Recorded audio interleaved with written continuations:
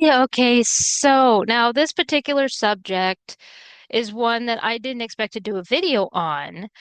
Originally, this was something that I was kind of looking around while I was in recovery, and I got I got in touch with some friends. I was like, "Well, you like the subject, and so let's do like a Zoom chat or something."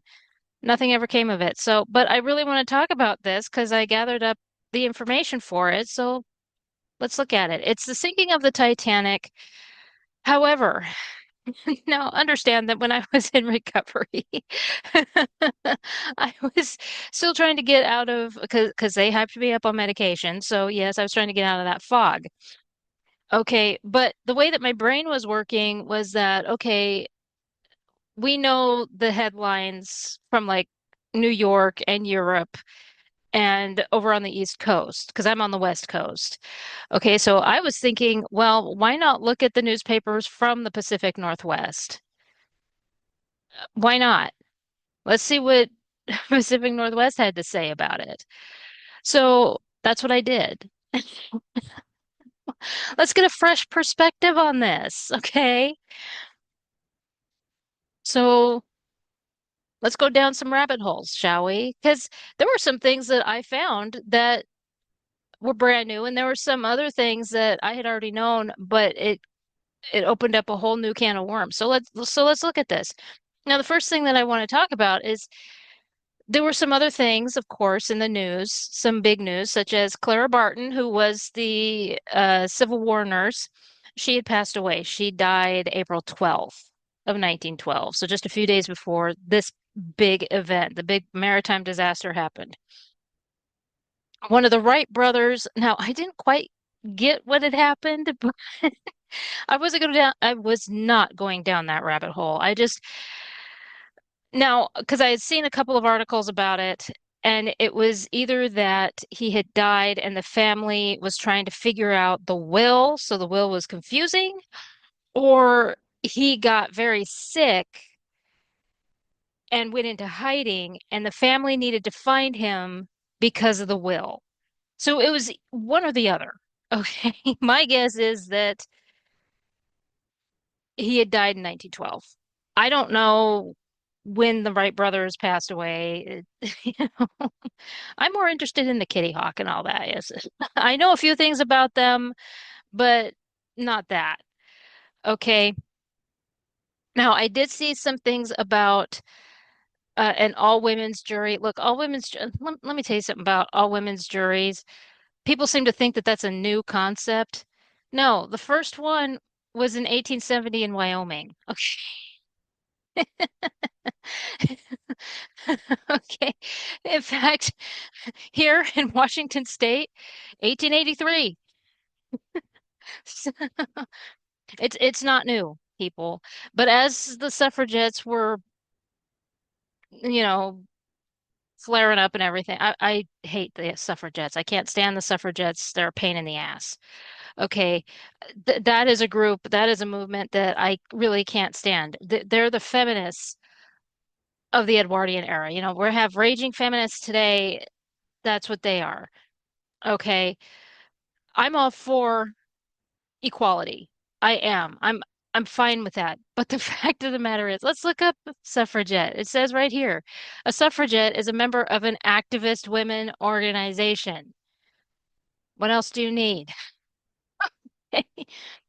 Under the banner Votes for Women. Okay, that's fine. A women's only movement founded in 1903 by Pankhurst. Yeah, everybody knows the name Pankhurst because of that damn Disney song. uh, which engaged in direct action and civil disobedience. They were violent. Okay, the shit that's going down in LA, that's what these women did. I'm not sure how you're blind to this.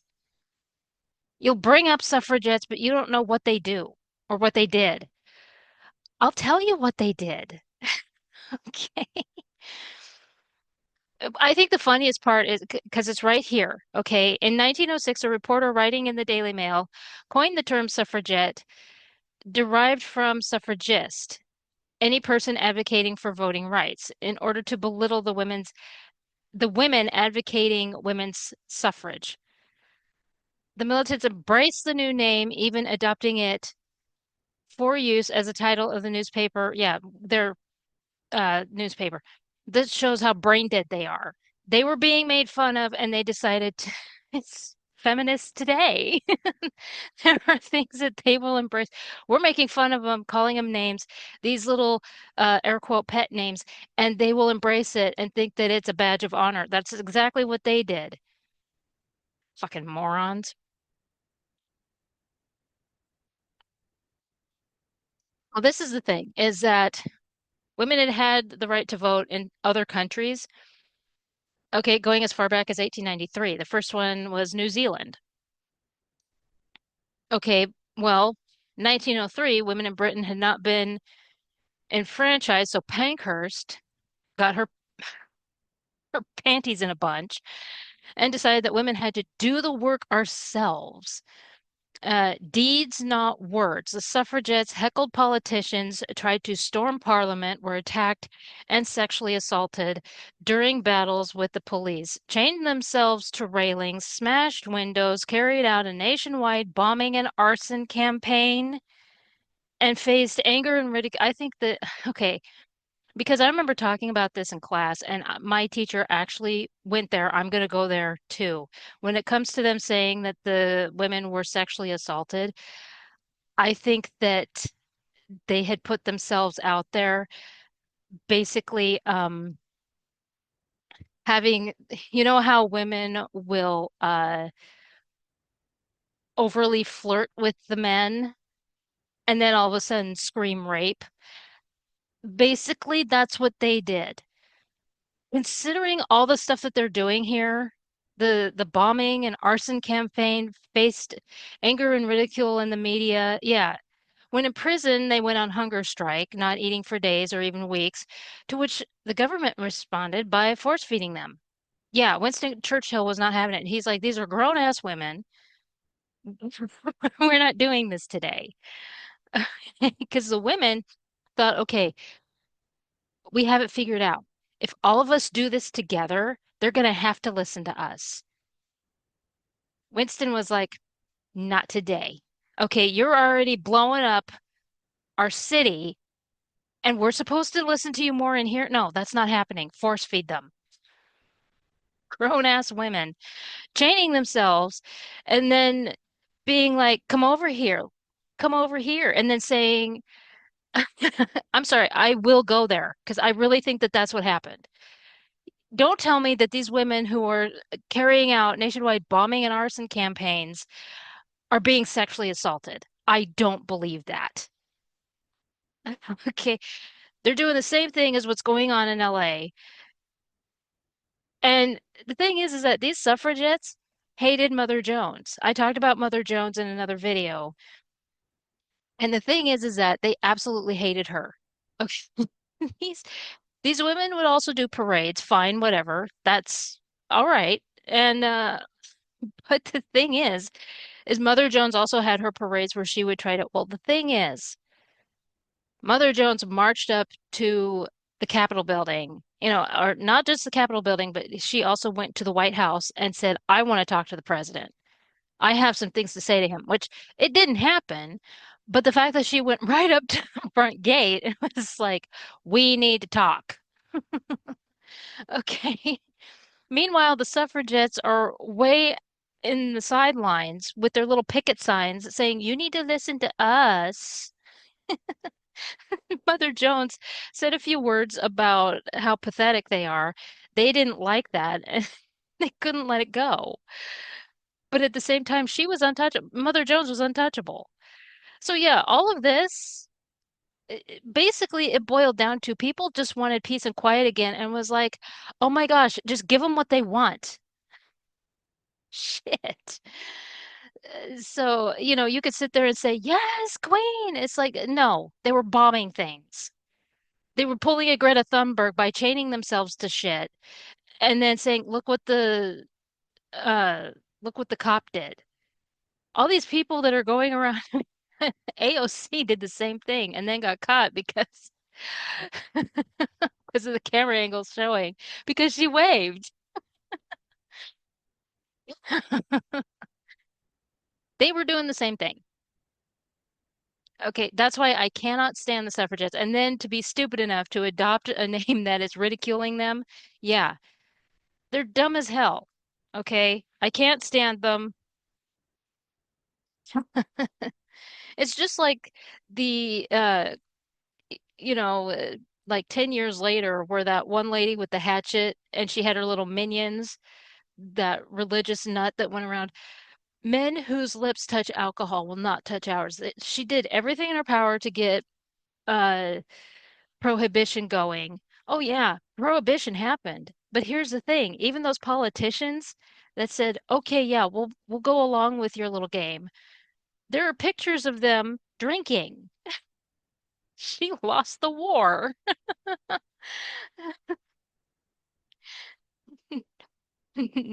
Annoying old bat.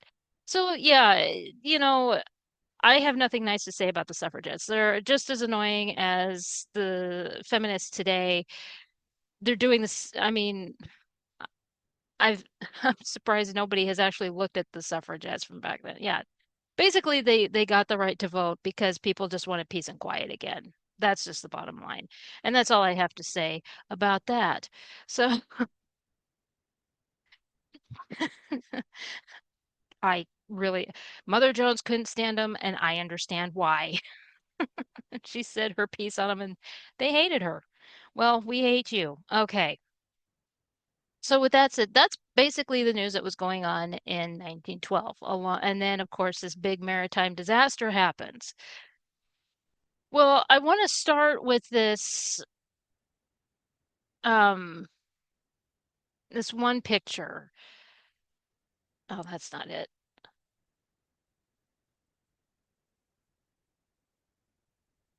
So this one, it says, this is the graveyard of the Atlantic, where hundreds of vessels have been dashed to the bottom of Greenland's icy fleet.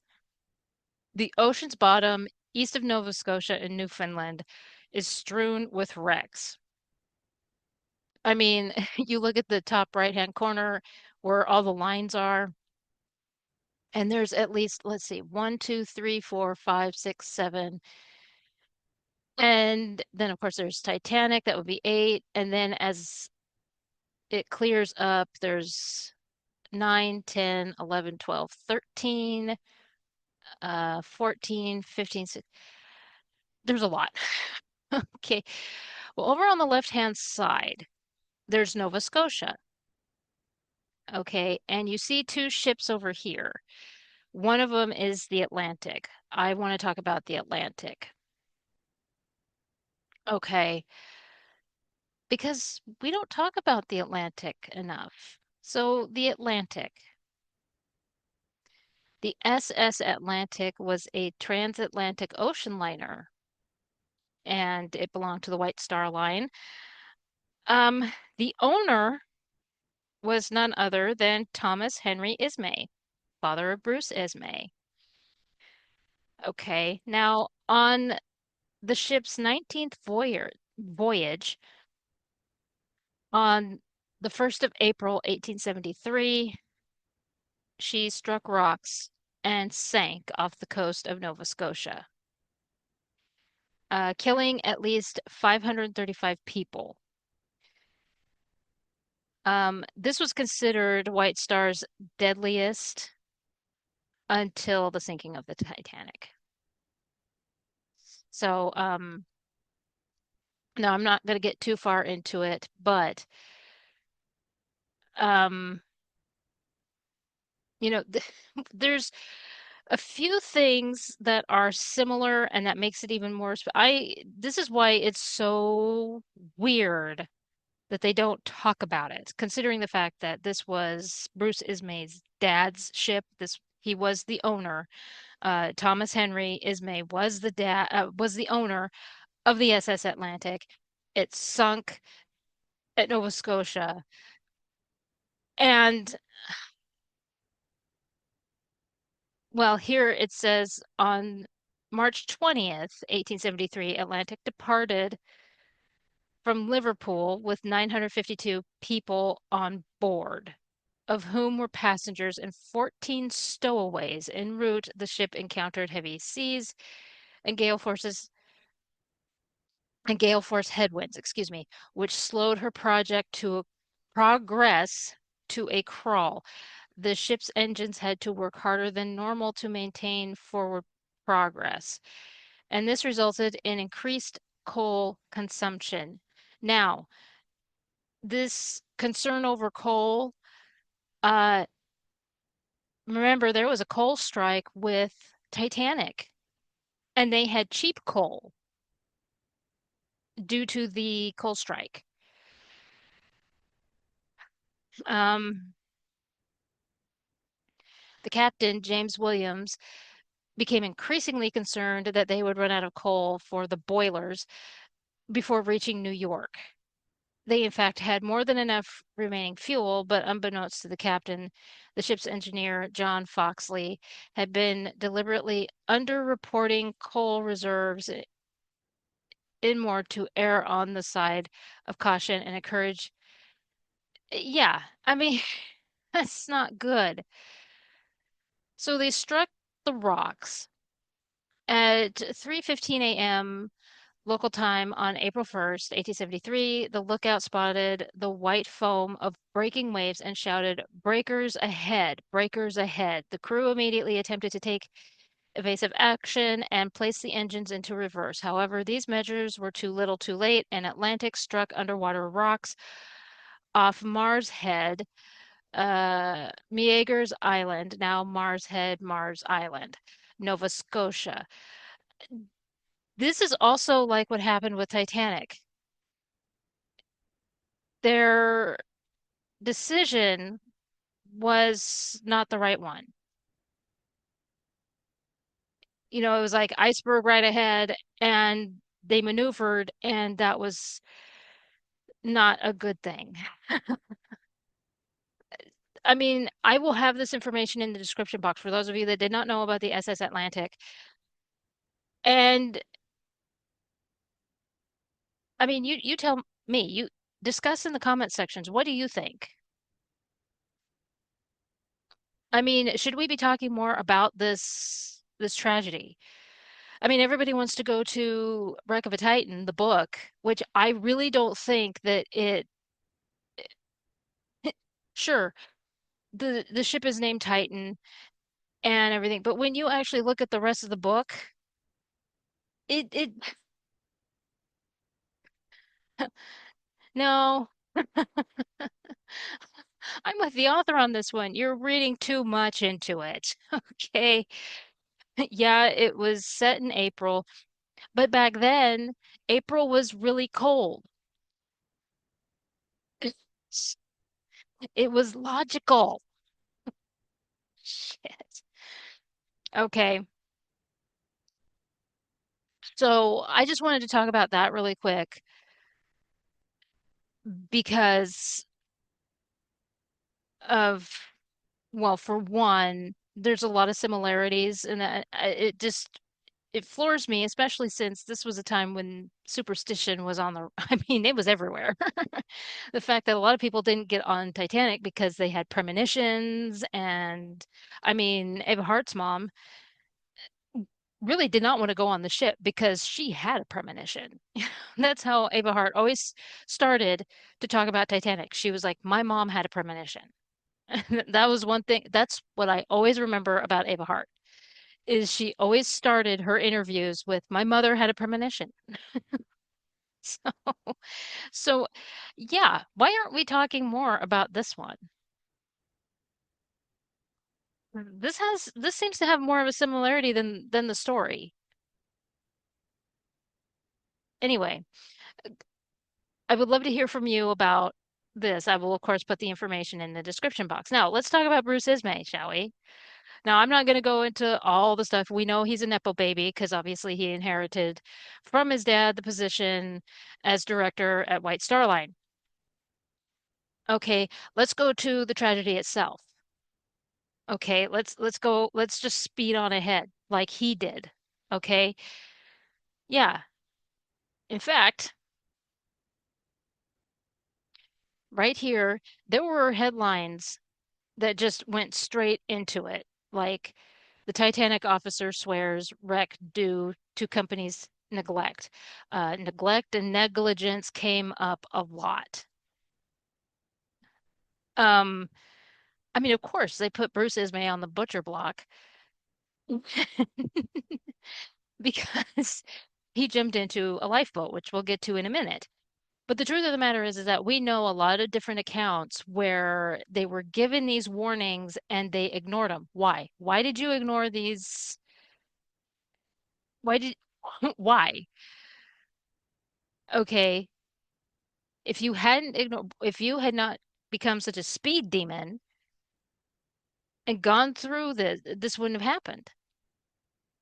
Okay, now originally when Bruce Ismay and Lord Peary decided to build Titanic, Olympic, and Britannic, okay, Lusitania and Mauretania were the fastest and luxurious ships in the world. Okay, so Lord Peary and Bruce Ismay had dinner, and they were like, well, we could do bigger and better, make like floating palaces. And their whole attitude was, well, we don't actually have to make them faster, just luxury. Like, again, a floating palace. Okay. They won't, passengers won't even know that they are on the water. That was the whole point. You should have stuck with that. But he couldn't stop himself. He had to keep urging and urging. He was like, "Well, we could get to New York quicker. We could be there on this day instead of this day." And there are a lot of passengers, a lot of survivors who have been taught who gave their account about how Bruce Ismay was just going all over the place talking about how they could get to New York quicker. Okay. So when you see headlines like this, Speed Mania causes death harvest, uh, where's the lie?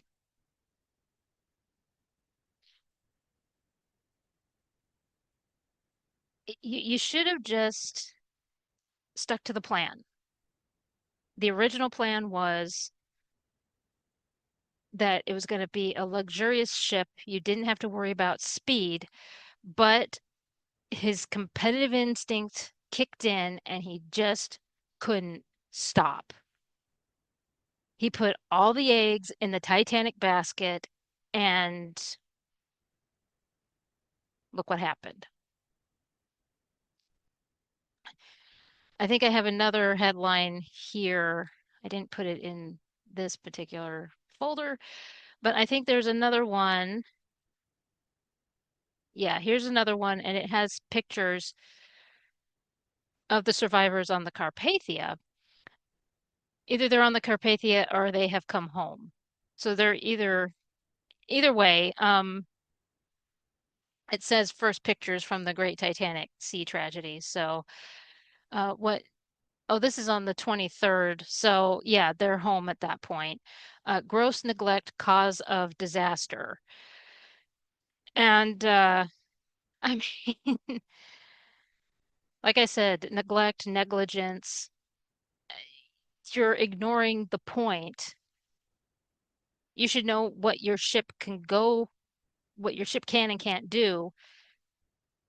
You should be listening to the warnings, and you're not listening to the warnings.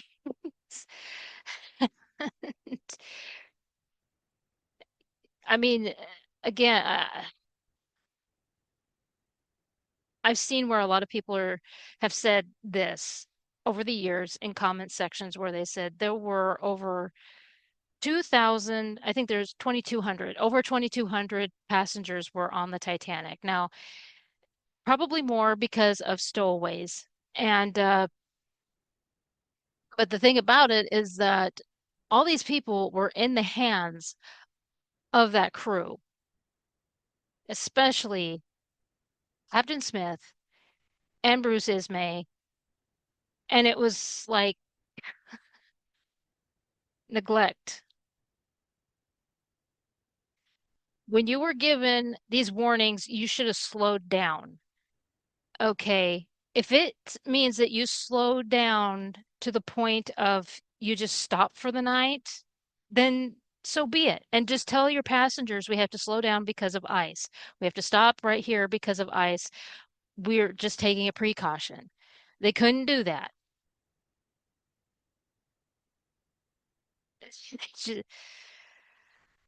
Yeah. And of course, a lot of us get upset over this because of the fact that so many people passed away and died, men, women, children.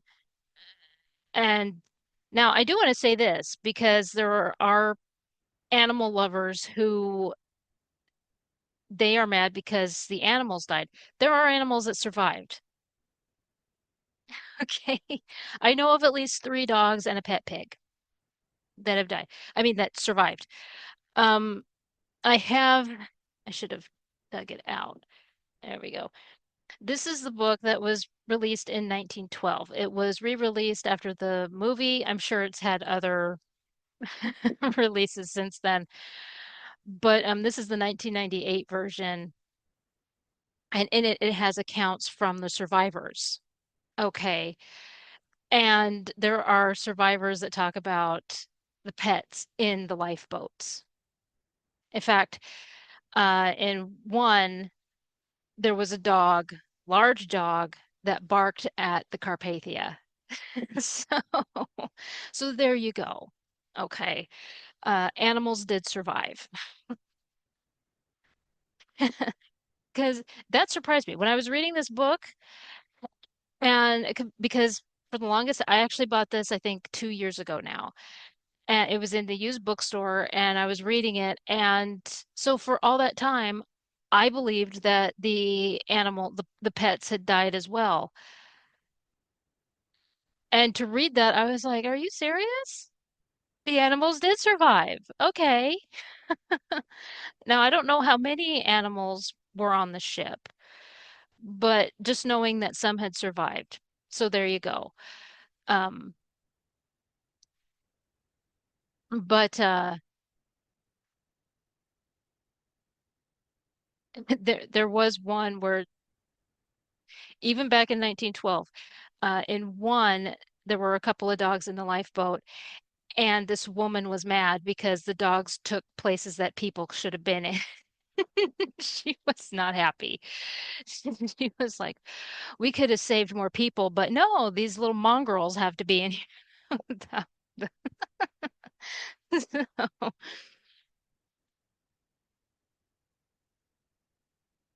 So, to read people's complaints as they're dealing with, they're in shock, obviously, but to read some of the things that they're saying, I shouldn't laugh, but now we know about Bruce Ismay. Okay, he jumped in the lifeboat and and he was demonized the rest of his life. Okay, that pretty much was the end of his life. And now I have said on this channel in at least a couple videos where I kind of sympathize with him and I have defended him. After reading some of these articles, I don't anymore. I don't. I can't. In fact, this one right here, this article right here, just it says everything. Okay. Uh, oh, I didn't put the headlines. I should put the headlines first. So there was an officer, Officer Lowe,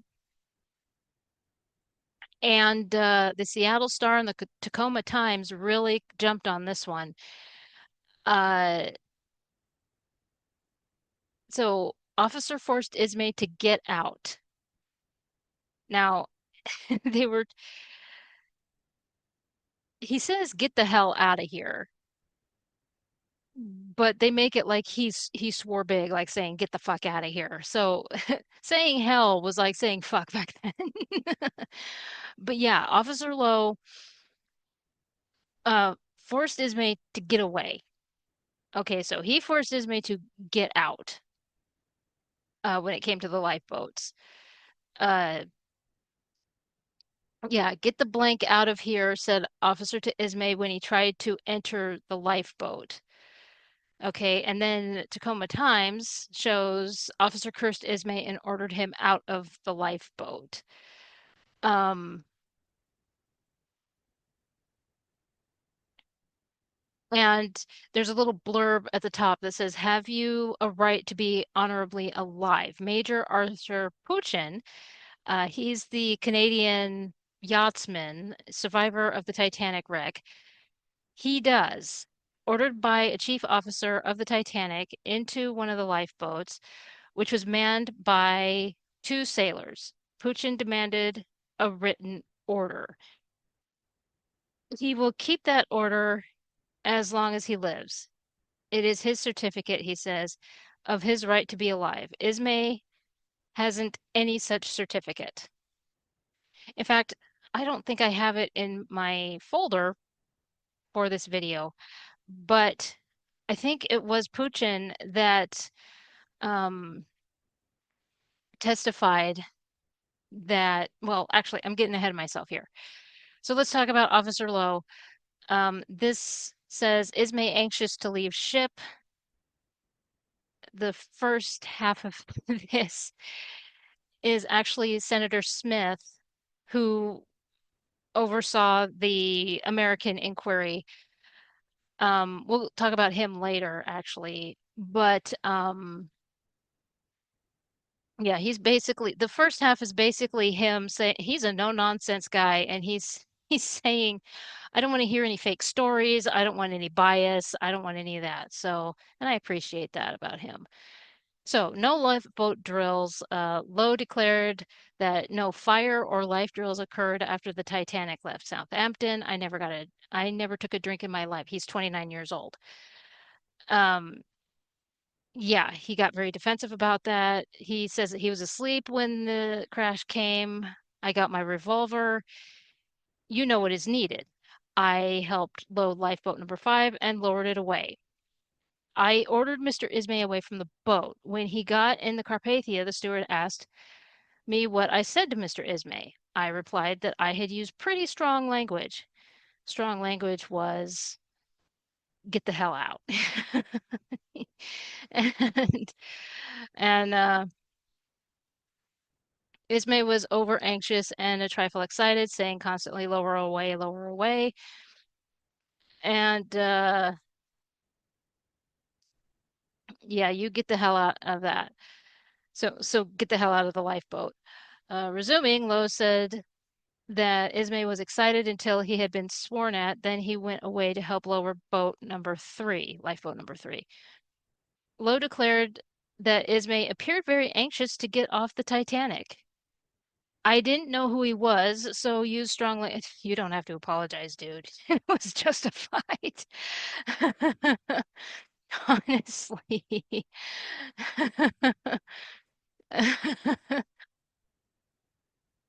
But now I'll try to find the other because as I was saying with Puchin, I somewhere I don't think it's in here, but Puchin talked about how when he was helping with lady putting helping ladies into the lifeboat, uh Bruce Ismay was there and he turned around, turned back, and Bruce Ismay was in the lifeboat. So he just figured that because there was nobody else there, he was given the okay to go into the lifeboat. A lot like what we have heard. Because I know that Bruce Ismay had helped women into the lifeboat. So, from what it sounds like to me, is that Bruce Ismay, after defending this ship for so long and after being, you know, defending it, talking about it, bragging about it. Now all of a sudden it's broken and he doesn't want to have anything. It's such a spoiled brat syndrome. It's like now all of a sudden he doesn't want it anymore and now he's trying to get away from it. He's trying to distance himself from it. And well, this isn't mine. And yeah. Um, I mean that's exactly what it sounds like. So Officer Lowe actually told him to get out of a lifeboat. That's what it sounds like to me. So he had already been in one lifeboat. Lowe tells him to get out, and then he gets in another one. No, I can't defend him anymore. I always thought that he had only gone in one lifeboat. So this is eye-opening to me that Officer Lowe told him to. How many times did he try to jump in a lifeboat? Because if it's saying that he was anxious to get off the ship, how many other times did he try to get on a ship? I mean, get on a lifeboat.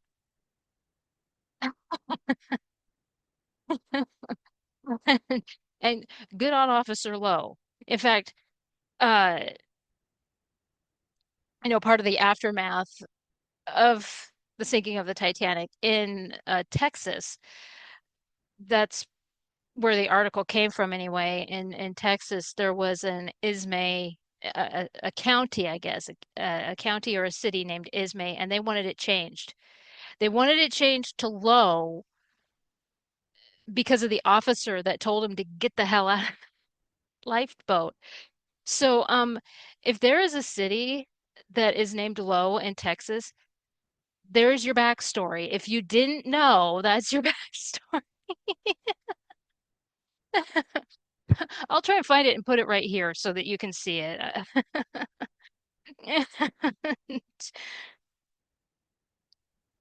I mean, we know that Bruce Ismay was demonized because he got off the ship. But to go to that extreme, he's not the only, I would think he's not the only Ismay. But okay. Um, but now let's I want to introduce you to his wife. I don't like his wife. I Oh my gosh. Oh, good heavens. Okay. S- This is a case of the world revolves around me and my problems. I could care less what's happening out there. I'm the center of attention. Okay. So this is April 24th, and she's in London. Okay. Bruce Ismay is in America. He's going through the inquiry here in America. And it says, passing from utter collapse of to hysterical efforts to call her husband, Mrs. Ismay is a nervous wreck here today. Mrs. Ismay feels keenly the criticism directed against her husband and declares that he has been judged unfairly. That's not, no, that's uh-uh. He should have gone down with his ship.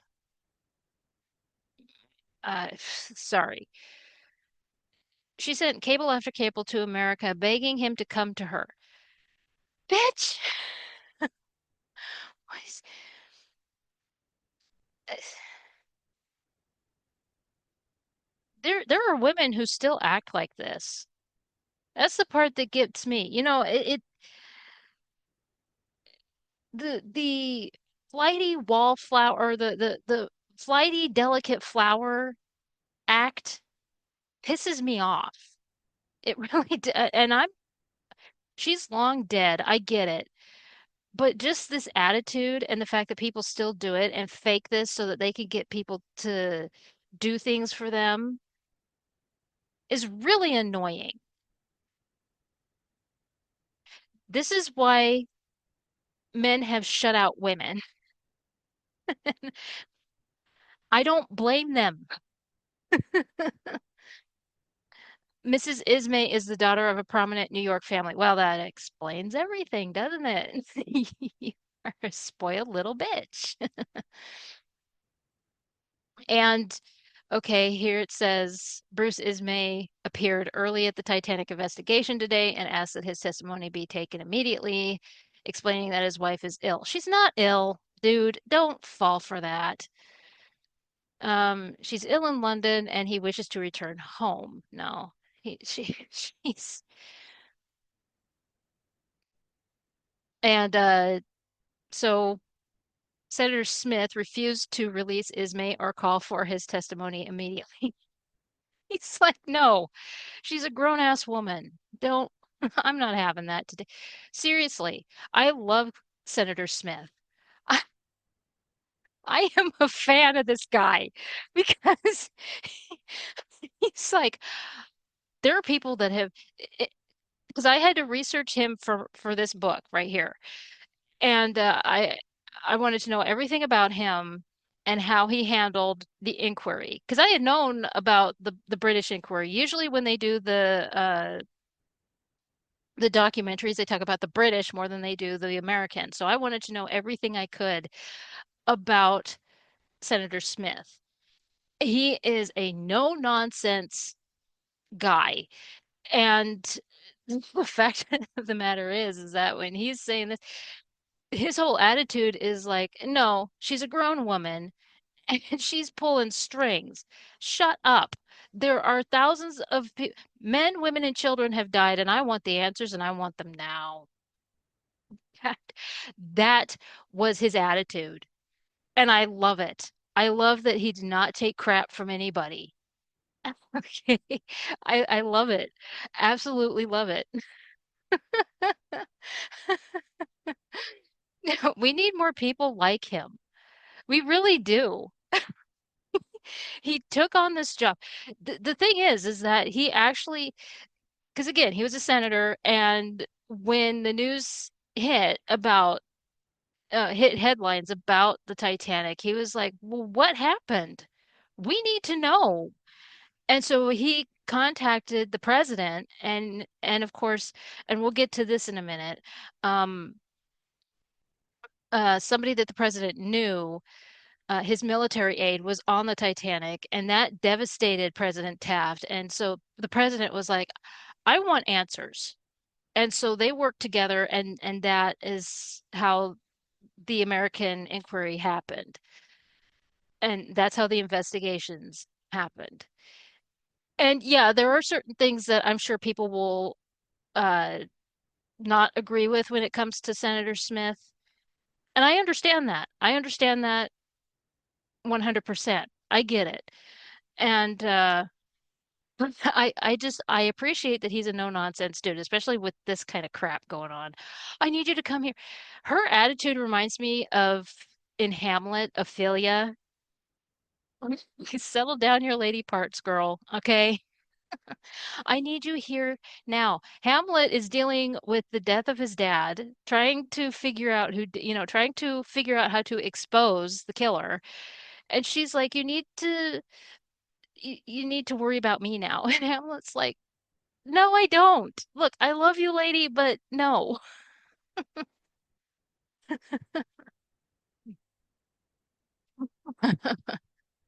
Okay. Now, with this, Captain was at a millionaire feast. When this news hit, of course, there was a lot of the fake news that came up, which I don't like using that phrase. I think it's overused, but there was fake news that came out. News that Ismay was to be re-examined yesterday afternoon brought hundreds of spectators. The Star director was on the grill for 2 hours. He admitted that Captain Smith of the Titanic was the guest at a millionaire's dinner just before the collision. Yeah, we know about that. A lot of us who research, and they've even talked about it in several documentaries. Okay. Ismay was then excused and is expected he will at once go to England. Yeah, that was the thing. As soon as he finished his testimony here, he was packed up and sent to England for the inquiry over there. Um, so when they talked about this millionaire dinner, there was a lot of speculation about, how um Captain Smith was. Was he incapacitated? Was he intoxicated? Was he able to actually run the ship? Is that why all these people that died, was it because he was drunk? Okay. And you know what's funny about that? Even when they questioned it, they still wanted to make him a hero.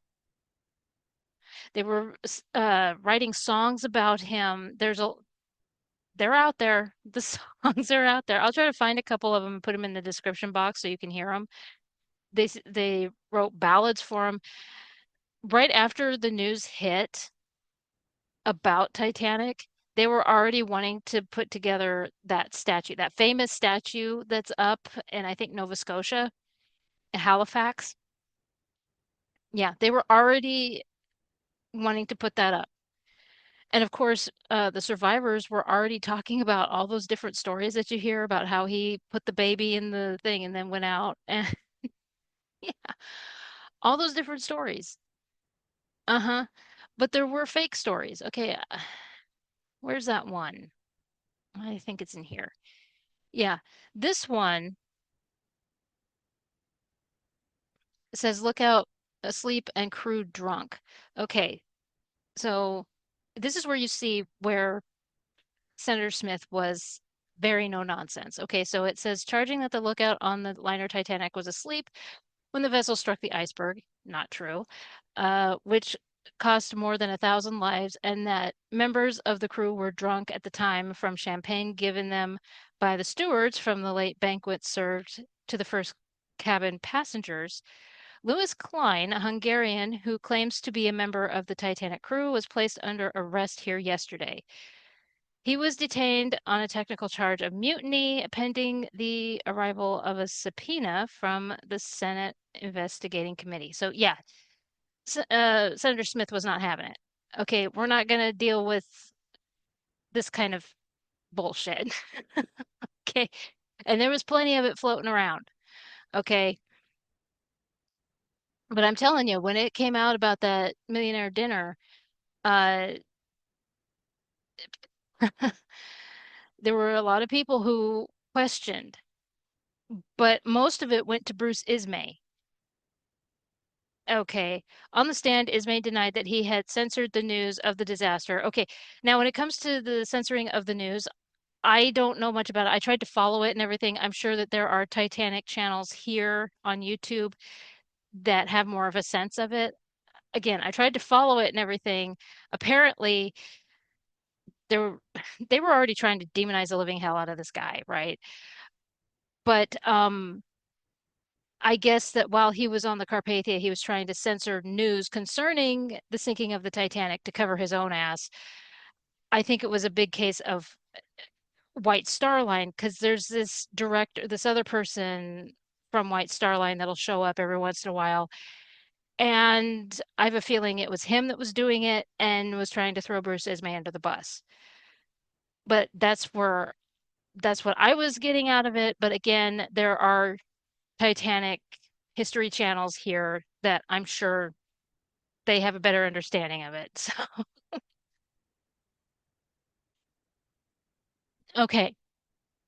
So he admitted that more lives could have been saved if the Titanic had been better equipped with lifeboats. Let's talk about the lifeboats. Okay. It's interesting he brings up the lifeboats, considering. Now, first of all, I think his last name is Carlisle, but it's Alexander Carlisle. Okay. So this, not enough boats for all passengers. Let's look at this one really quick. This is April 16th, so it's the day after the sinking of the Titanic. And it says the Bureau of Investigation of Steam Vessels gave statistics today of the life-saving apparatus of the Olympic, the Titanic's sister ship. Figures for the Titanic are not yet available at the Bureau, but the two ships are almost identical in size and capacity. The Olympic has 16 lifeboats and 4 collapsible boats, or rafts calculated to accommodate 1,171 persons. This, it will be seen, means about 1/3 of the passengers and crew together, which is 3,447. No ship, it was said to be, was said at the Bureau, is required to have sufficient boat room to accommodate its complete passenger and crew list. This, of course, changed after Titanic sunk. As it would be impossible to carry such a number of lifeboats in positions where they could easily be lowered into the water. All right. So that said, as Titanic and Olympic were being constructed, Alexander Carlisle, again, I will check his last name because I don't think that's correct. Um, he was in charge of the safety. Okay, getting together the lifeboats and everything else to make sure that Titanic and Olympic were safe. Now, when it came to Titanic, he was doing the math and everything, and he wanted to make sure that there were enough lifeboats for all the passengers. This was their biggest ship to date. So he was making sure that there were extra lifeboats. Okay, not just enough for the, because we know that the Titanic had enough lifeboats by law. Okay. We've figured that. We've cleared that up. Because when I was a little kid, even in middle school, it was like they don't have enough lifeboats. Well, yeah. Let's let's just let's just talk about this real quick. Okay. They had enough by law. Okay. As people didn't want to get off the ship. Okay. And in fact, we'll see some survivor stories about that. There was no urgency to get off the ship. So they were putting like a handful of people in this boat. They were putting a handful of people in this boat. They weren't full. Okay, that was the other problem. Maybe if Officer Lightoller and Murdoch were like throwing them in, like, we gotta get off the ship. Instead of just saying, women and children, let's go, women and children. We're sinking, damn it. Anyway, so yes, it is confirmed that Titanic had enough by law, but Alexander Carlisle, he was looking at it and saying, but we need more because this is our biggest ship to date. And with the passengers, with as many passengers as we have, we need more lifeboats. So he was taking that in consideration. But here's the problem is that he was being vetoed out. His requests were being vetoed. And the excuses that were spilling out of these guys' mouths. Okay, so Bruce Ismay and Lord Peary, and I think there was like one other person, and they kept saying, but all these lifeboats all over the deck is going to take away from the luxury. And plus, passengers that see all these lifeboats will think we're unsafe. Yeah, that's really what they're going to think. He finally had it and he walked out and he never worked as a shipbuilder again. He was trying to do the right thing and they would not work with him. Okay. Can you imagine? Of course, Lord Peary, he ended up with cancer and he couldn't go on the ship. Can you imagine the ship sinks and you're sitting there at home, and I believe it was his nephew went in his place. So your nephew goes down with the ship and it's because of your negligence. Again, that word comes up again, your negligence of not listening to your associate who said that you needed more lifeboats so that you could save all these people.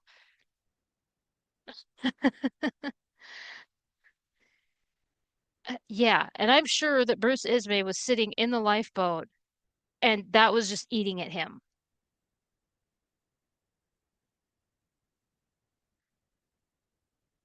As as however many times he tried to get in that in a lifeboat. Who knows how many times he did? We know of at least twice now. Oh, it shouldn't make me mad, but it does. Because I actually was defending him. I was like, yeah, well, he did help these people. We shouldn't be too sounding like his damn wife. Okay, but I can't defend him anymore. And the newspapers were not quiet about it. They were like, more people could have been saved if there were more lifeboats. More lifeboats could have saved more lives. They really dug into that. And well, they're not wrong. That's for sure. Okay. Well, Now, moving on from Bruce Ismay, let's let him alone. And the lifeboats. What about the wrong headlines? I mean, we got these headlines that said that let's see, what do we have here? Yeah, headlines like this: Titanic hits iceberg, people are safe. Okay. And of course, we've all seen that one famous headline from I believe it's the New York paper that says everybody's safe. All of them are safe. It hit. And the numbers are never right. As it was discovered that the Titanic sunk, and you see all these, the survivor list is never correct, and the survivor numbers are never correct, or it changes all the time. And I have actually seen where people are asking how this could happen. How is it that you don't get the information correct? I actually found the answer.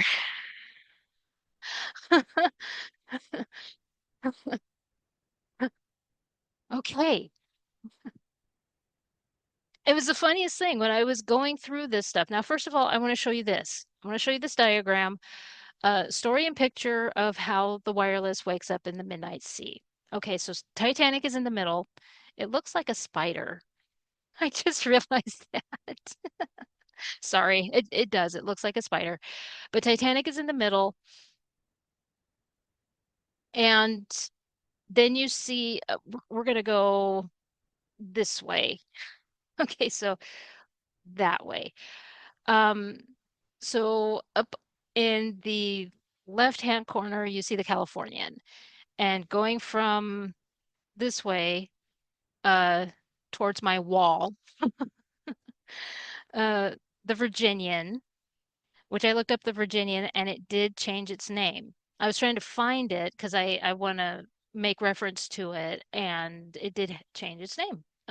It was around in the 20s, and right next to it is the Prince Frederick Wilhelm, and then way down at the bottom, you see the Olympic. Okay, and right across from there, so we're at the bottom now, and right across from there is the Parisian, the I think I'm saying that correctly. And then over is a Cincinnati. Now you go right up, and that's the Mauretania. And then the two ships right next to that. So you see a little cluster that's three ships. So the Mauretania is closer to me. And then the two ships that are closer to the Titanic are the Carpathia and the Baltic. And then the last ship is the Prince Adelbert. Okay, so those are the ships that were out that night that were closest to the Titanic. And that their wireless systems were buzzing that night is basically what this is showing. Okay. Um, so I'll keep that up. I'll keep it up in editing because I want you to keep this reference as I read this. Let's see, where is it? Yes, right here. So this is an article that says how the sister ship Olympic received news. It is by Roy W. Howard. And he was on the Olympic when the news came on. Does it say when they found out? Uh, okay, the first rumor that the Titanic had met with mishap came Monday morning, so that would have been the 16th. While the passengers were at breakfast, it was never verified. At noon, a bulletin was posted in the smoking room and the women's lounging room, announcing that the Titanic had collided with an iceberg, but that the passengers were safe. Okay, I tried to get this information to land, but the purser, who is the wireless operator, said it would be impossible as the wireless was being utilized to its fullest capacity. To get news of the tragedy and to communicate with the Titanic, which at that time was at the bottom of the sea. Later, the purser offered to send a bulletin to the foreign and New York office of the United Press. Okay, So this is why this is the answer. Okay. So he's saying right here that he wanted to send the information of the Titanic over to land because he works for the United Press Association. And the wireless operator is saying that the wireless is being used to full capacity. Okay, think of it as bandwidth. Okay, the bandwidth back in the early 2000s, how many of us had those fan websites of Lycos, GeoCities, Angel Fire? I remember my Angel Fire account and it had that bandwidth bar that would say how much bandwidth was used that day. And when it got to a certain point, everything would slow down. Basically to the point I couldn't do anything on my own website. Same thing here. Okay. And so it was like everybody was on the wireless and it was slowing down. And I have a feeling that wires were crossed. It's so much that messages were being crossed. So, say somebody was asking, are passengers safe? Another one would ask, did Titanic hit an iceberg? Or Titanic hit an iceberg. So then the wires were crossed and it was Titanic hit and the people are safe. Things to that effect. And and of course, same thing with the numbers. You know, I have a headline that talks about how over 2,000 dead. Yeah, right here. This one was released on the 17th, and it says only 705 saved, the death list 2,000. Okay, here's the thing. When I looked up how many passengers, registered passengers of the Titanic, uh, 220, 2,200, I mean. So that's just not possible. Even if you were to put in uh, the stowaways, again, it's just not possible. Yes. So, um, but yeah, I really do believe that it's a case of that, just like when in the early 2000s we had bandwidth on our website and we couldn't work on our fan websites because of the bandwidth. And when a lot of people, it still happens sometimes, when a lot of people are on certain websites, it slows down so much when it feels like the dial-up era. I think that's what happened. And that's why we get uh, this whole, why they got mixed communication or this wrong information. I'll show you a perfect example. Okay. Now again, I will keep the diagram up and I will read this article to you. So it says big liner sustains a terrific shock towed to Halifax. Okay. Now I'm guessing this is the evening of the 15th. Now again, Titanic sank on the early morning of the 15th. Okay, and so it's Halifax, April 15th. With its 1,300 passengers safely transferred to another vessel, the White Star Liner Titanic, the largest vessel afloat this afternoon, is slowly approaching this port following a disastrous collision last night with a monster iceberg about 900 miles east of New York. Earlier in the day, all passengers were taken aboard the White Star Liner Olympic. Again, okay, realistically, that wasn't possible because of how far Olympic was. Remember, it's further down. Uh-huh. It's, it's not going to happen. But shortly before noon, they were transferred to the steamer Baltic. Now, that maybe, okay. And the latter vessel is now steaming for New York, where it is due to. So they thought that it was being towed.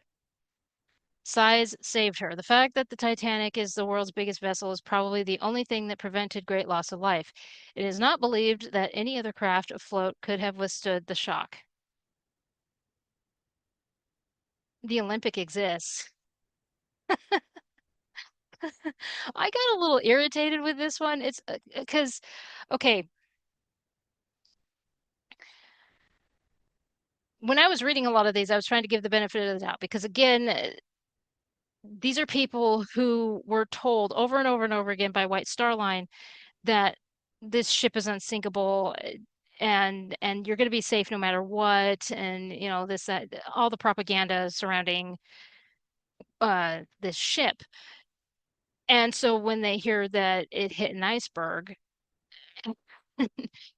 they're still in that fog of that everything's fine. Everything's okay. We're fine, guys. And but in this case, when they're saying that, oh, it's the best ship ever. I mean, there's the Olympic. Unless they're still thinking about when the Olympic was crashed by basically that's the best word to put it, collided with that, what was it, the HMS Hawk? Yeah, it had that big gaping hole in it, and that basically delayed Titanic's maiden voyage.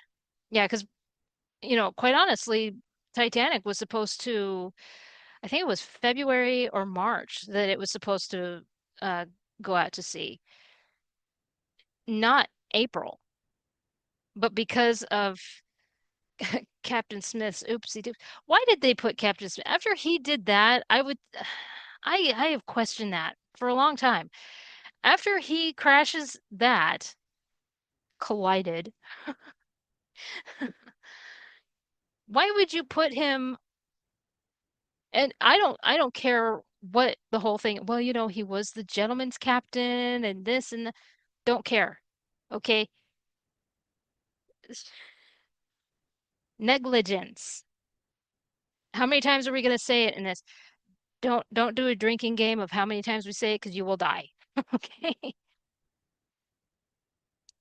Okay, reports received here concerning the collision is meager. It is not known just how the accident occurred, whether the collision was followed by panic. Let's see. The Allen liner Virginian picked up the call and is believed to have been the first vessel to reach the disabled steamer's side. Okay, now this next part, this is what White Star was basically, I mean, okay, let me see if I can explain this best way possible. Um, what I'm about to read is basically how White Star explained if Titanic were injured, it could still end up in New York. Okay, so um, Titanic's prow was shattered by the impact, but the watertight compartments automatically closed, and with the pumps working well, the crew managed to keep the vessel afloat. How do they know that? Because, of course, we know that the Marconi, all they said, they didn't give detailed anything for this. So did White Star Line tell them to say this?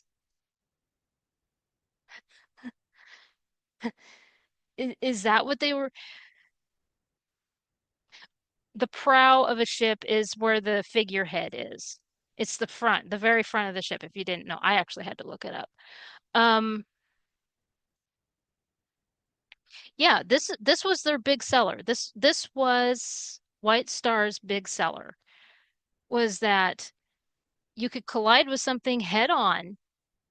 Those watertight compartments would still make it like this big lifeboat, and we could still limp into New York and be just fine. That's what they're explaining right now.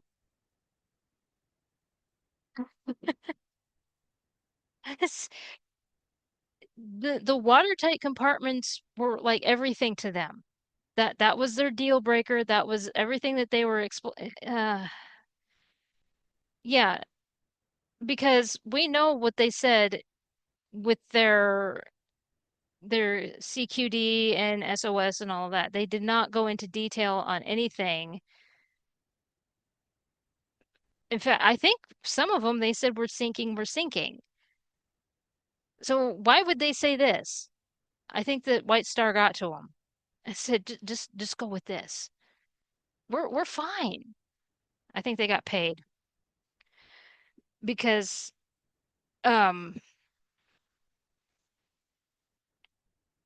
they were telling people as the ship was being built that you're going to be totally safe. Well, if you go head on, they didn't go head on. It wasn't a head on collision. This is a full-blown lie. And also, here's what the Virginian looks like. Titanic is massive. Look, the Virginian was built in like the 1870s, 1880s, somewhere in there.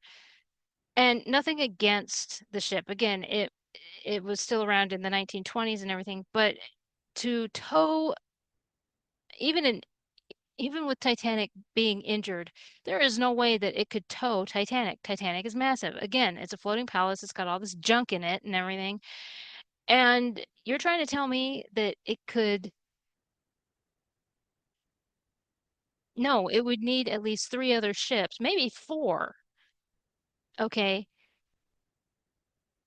Because even with Olympic, it would, even if you had just Olympic, Olympic would need assistance. I'm sure of it.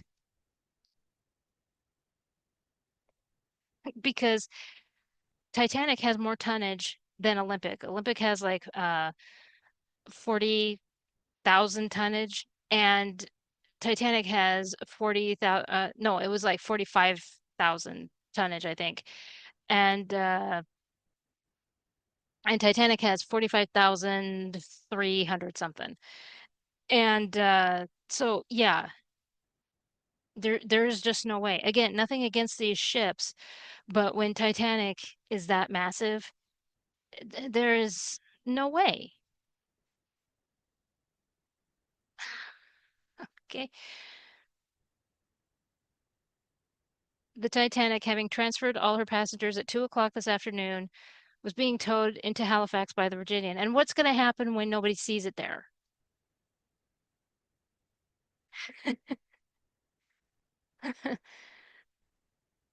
There is apparently no doubt that the Titanic will reach port. Oh, something tells me somebody lost their job. Yeah,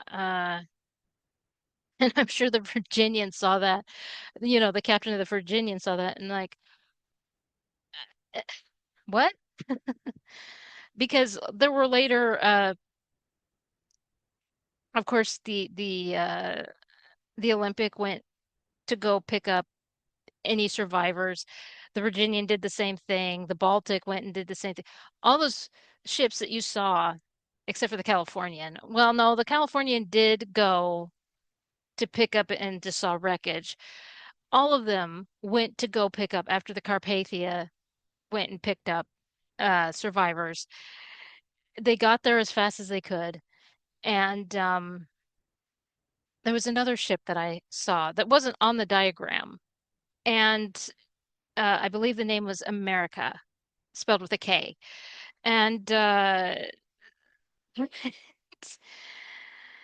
yeah, that one was new. I had never heard of it being towed into like that. But the thing is that the way that they were explaining is exactly the kind of thing that I heard from, like in the documentaries and everything, they would talk about, they had um it written down and everything. It's documented where they're talking about these watertight compartments, which is their big so look, watertight compartments have been around since ancient times. Okay. They go as far back.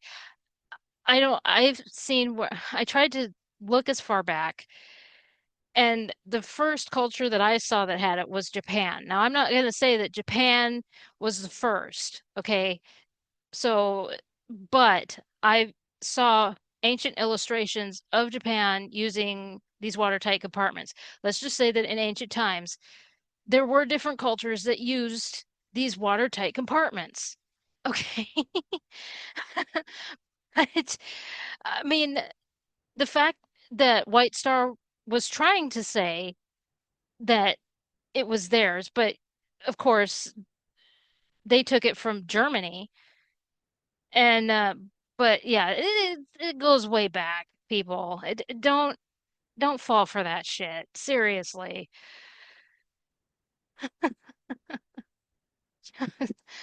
Yeah, it's an old technology. Old. So it's, but that was the thing is that they were White Star Line was given this whole spiel, you know, just like those old snake oil salesmen that were going around and they would say, well, it does this and it does this, and if this happens, we'll be fine. You weren't fine. Hey, I hate to break it to you. Okay. Well, let's look at some of these survivor accounts. Okay. Let's start with this gal. Okay, so this is Caroline Bonnell. Let me break down these really quick. So Caroline Bonnell, here's a girl who wrote the best account of the Titanic wreck. Now, again, this is during a time once the survivors came, the newspapers, I mean, like, and I'll get to it later. Titanic mania had hit as soon as they found out the Titanic had sunk on her maiden voyage. Okay, people were writing songs about it. I'm sure that the fan fiction was already happening back then. You name it. They were writing books about it, songs, books, everything. They couldn't get enough. Okay. So the newspapers had the bright idea, newspapers, magazines, you name it. They had the bright idea of these survivors could sell their story. Okay. So you tell us your story and you'll get a certain amount of money. Well, of course, a lot of these people, they didn't have any money because it was down at the bottom of the ocean, right? And so Miss Caroline Bonnell, I actually have her story right here. Right here. So Caroline was with her cousin and her aunt and uncle. Spoiler alert, her aunt and uncle did not survive. So my cousin, Natalie Wick, and I were lying in our berths, half asleep, when the blow came. Oh, she has hit an iceberg, came a woman's shrill voice. When we got out on the deck, everyone was calm as an August afternoon. The sea was as smooth as glass. There was not a berg nor an ice floe in sight, and the sky was just as thick with stars. Okay, I want to address that really quick because in Lawrence Beasley's account, which I highly recommend reading, um, he says the same thing. He says that when he went out on deck, his comparison was the photographer flash plots that the stars, it was a blanket of stars and it was super, super bright. Okay. And again, smooth as glass. Okay. There was another account I read, and somebody was saying that the stars were bright enough. It was like uh, car lights at night. And now you have to understand that they didn't have the LED lights like we have today, where it's like turn off your brights. They didn't have brights back then. So take into consideration that. But now I have seen where people are like, how in the hell do you not see an iceberg in front of you, even without the binoculars or a spyglass or anything like that. Okay, think about this. Okay, so you have these bright lights. These bright stars all over the place, and smooth surface like glass. I mean, there's no ripple, anything. It would be like a shadow. That's exactly what it would be like. The iceberg would come up, come upon you almost instantly, and that's exactly what happened.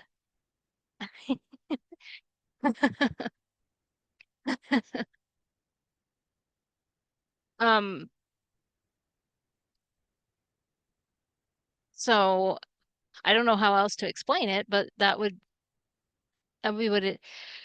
I have seen where people have tried to come up with other answers. They have said that it would look like a mirage or something like that. And yeah, I guess when you have the glass and the smooth light glass and the stars and it would, but even then, the shadow would mess with your mind more.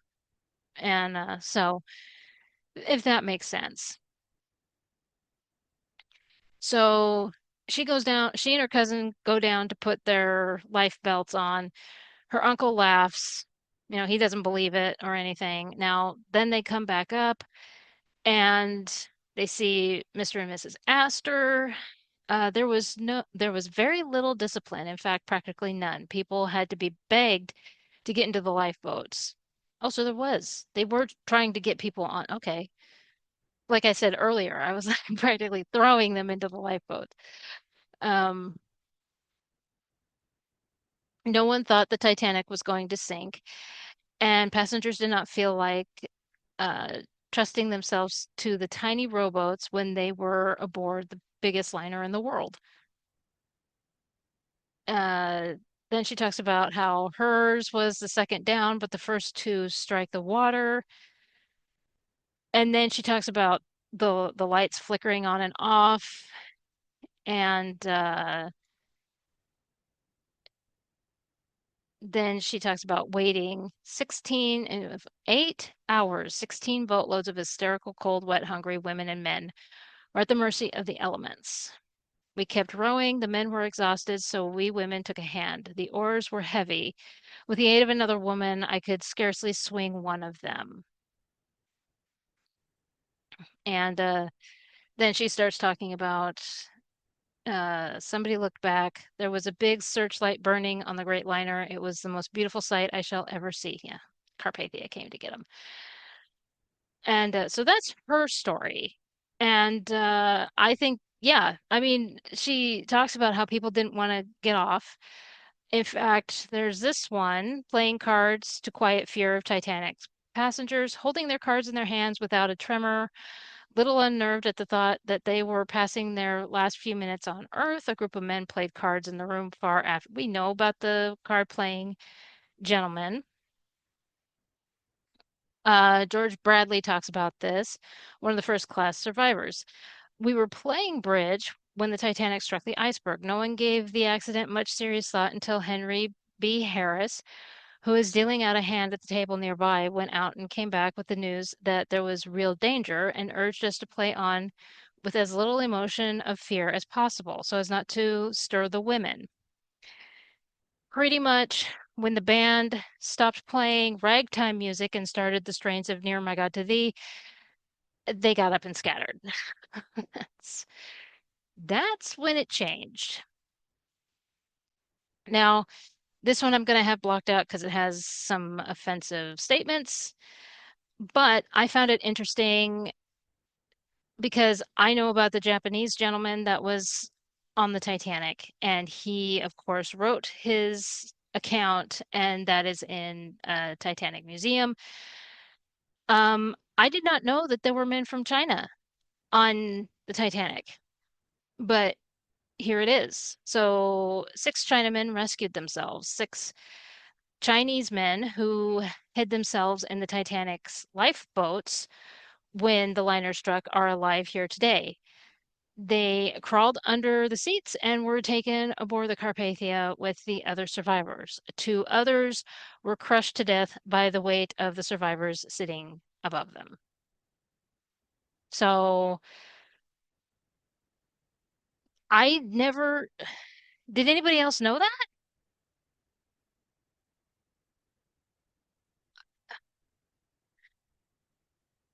That's one that I have never heard.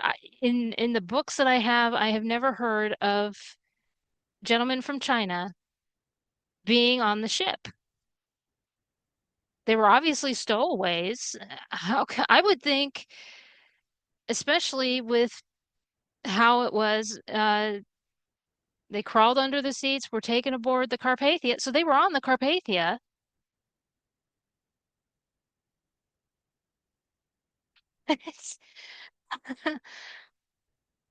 Yeah,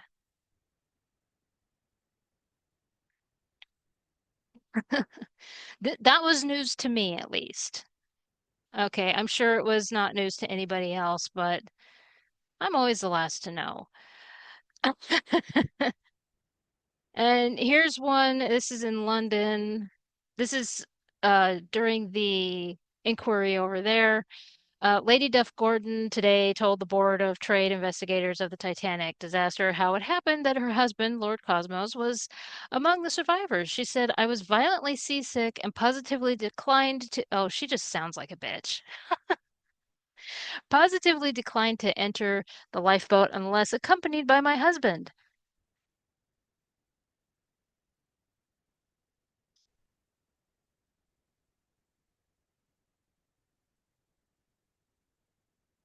Okay. An officer finally permitted my husband to go with me. Lady Duff Gordon flatly denied a report that she objected to the lifeboat returning to rescue drowning person. I think she did. Okay. So if you don't know, there was a lifeboat called the Money Boat, and it was filled with aristocrats. All right. And they were slammed by the media. They were absolutely slammed. Uh, they were turned into a big scandal. Not as much as Bruce Ismay being demonized, but they did end up in a scandal, and that's why she's denying it to high heaven because of the fact that that money boat did not go to the wreckage like the other boats did to find survivors. They just sat there. It's like, well, we only want rich people in our boat. And that's why she's denying it right now because she doesn't want to look bad. You look bad enough, you dumbass. Violently seasick my ass.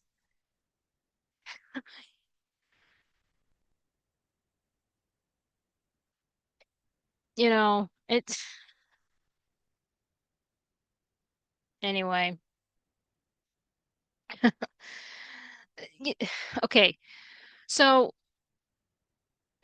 while we're on the topic of bitchy women, bitchy survivors, I'm sorry, but some of these women, it was like they took an opportunity, they saw an opportunity and took it.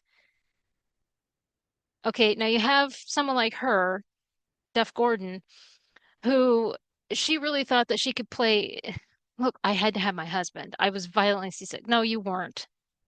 Okay. You took advantage of a situation. Oh, people wonder why I avoid people. I remember one time there was this gal that uh I used to be friends with, and there was one time she got caught doing something, and I straight up said, "Yeah, she did it." And then she got mad at me and she says, "Whatever happened to girl code?" I said, "What are we, seven? What's wrong with you?" Shit. Okay, so this gal, Lucian Smith, she couldn't keep her mouth shut to save her. Through all the documentaries that I've ever seen, she could not stop talking. She just jabbers on and on and on and on. It was like she used this as an opportunity to just be in the spotlight. Okay. So she was complaining about the Carpathia because apparently Bruce Ismay got a stateroom and the women had to stay in the passageways. Maybe, I don't know much about that, but then she's saying the passengers aboard the Carpathia were asked to sign, so the survivors were asked to sign a statement agreeing not to talk to the reporters regarding the Titanic wreck. The Carpathia was a horror ship. Okay, do you want to be thrown overboard? Because I would have done that. I'm sorry. I just don't care. She sounds like she sounds like a horror in itself. The thing about it is that the reason that I applaud that I have seen where several people when they talk about this, they are in heated debates over the whole thing of having to sign this agreement not to talk about not to talk to the reporters. It's like that's like having a gag order and everything. Okay, yeah, in a way it is. Okay, but this is the thing is that you have someone like Lucian Smith, Mrs. Lucian Smith, who can't shut up. Okay, there are people who are so incredibly traumatized. There are also people who cannot speak English. Okay, and they're going into America. All right. And you have someone like this batshit crazy woman who is going around saying, and this happened, and this person did this, and that person did that, and I can't believe that the captain did this, and that, and blah, blah, blah, blah, blah. And it's like, that's why you weren't supposed to talk. But she couldn't help herself.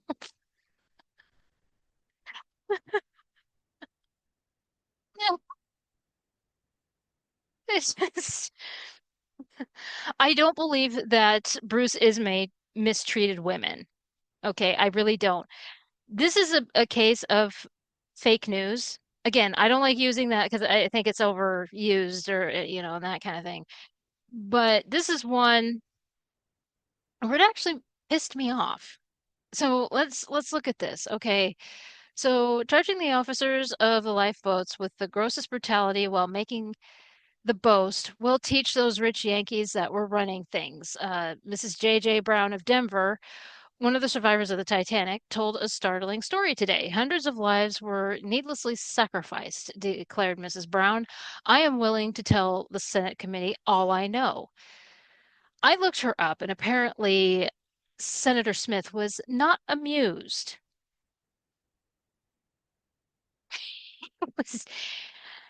He really was not amused by any of this because her story did not match any of the other stories that were told at the inquiry. And he let her have it. Because so this is what this is just a case of this woman has such a hate boner for rich people, or the aristocratic, and we all do, and and those of us that are middle class and everything, yeah, they flaunt their money and this, that, the other. But to lie about it is just, especially during a tragedy, that makes you a shithead. Okay, stop that. Because she says here, when Mrs. Astor came aboard our boat with her husband, came on our boat, her husband came with her. There is no other account saying that Colonel Astor got on a ship. I mean, got on a lifeboat. He helped Madeline into the lifeboat and said, I will see you in New York, then turned around. He helped other women into the lifeboats and he stood on deck and accepted his fate. This is bullshit. Again, this is a case of I hate people with money. That's not fair that I don't have it. Well, you should have worked harder in life, sweetheart. Gosh. All right, so it says that when he apparently got in the boat, get out of here, this boat is for ladies only, cried the officer in charge. Yeah, she doesn't even say which officer it is. Like when it was Bruce Ismay, everyone said that it was Officer Lowe, and he even corroborated their story. But she's just saying it was the officer in charge. Well, who? Which, was it Murdoch? Was it Lightoller? Was it Lowe? Who was it? Fuck. Colonel Astor explained that his wife was in a delicate condition and that he therefore wished to accompany her. The officer cursed him in reply, and that sounds like what happened with Bruce Ismay. Sounds like she's using one story and trying to use it with another person, doesn't it? And the colonel bowed, smiled, kissed his wife goodbye, and withdrew. The lifeboat then started with a number of, yeah, this didn't happen. And again, Senator Smith called her out. And it's now she then goes on to talk about Isidore Strauss. This never happened. This is where I had fits. Okay. I was like, I understand that all these people are gone. I understand that Miss J.J. Brown is long dead and everything, but the fact that she actually opened her mouth and this bullshit spilled out of it, I'm glad that Senator Smith went after her because this is nonsense. All right, so Isidore Strauss and his aged wife entered the lifeboat. She never, no, neither one of them ever entered a lifeboat. There are plenty of accounts that say that that never happened. Strauss was also ordered out and his wife left with him, declaring that she would remain with him even if she had to die. Oh, okay. And then she just continues to say that these officers were saying, "We'll teach those Yanks and all this." No, that never happened. The officer forced me to row until my arms almost dropped off. All this time he sat sneering and demanding that we row. Oh, so you were forced to do something that you did. That's where it's at. Okay, so she sat in a rowboat and she was forced to row like everybody else, and she didn't like having to do manual labor. That's what it all boils down to. You told on yourself, Miss Bitch. Okay, the survivors have nothing but contempt for Ismay. I will be glad to appear before the investigating committee. Oh, she wasn't glad after Senator Smith ripped her apart. Yeah, I'm telling you, he was a bulldog. He saw right through these lies and everything. How is it that you have like 10, 20 people tell the same account?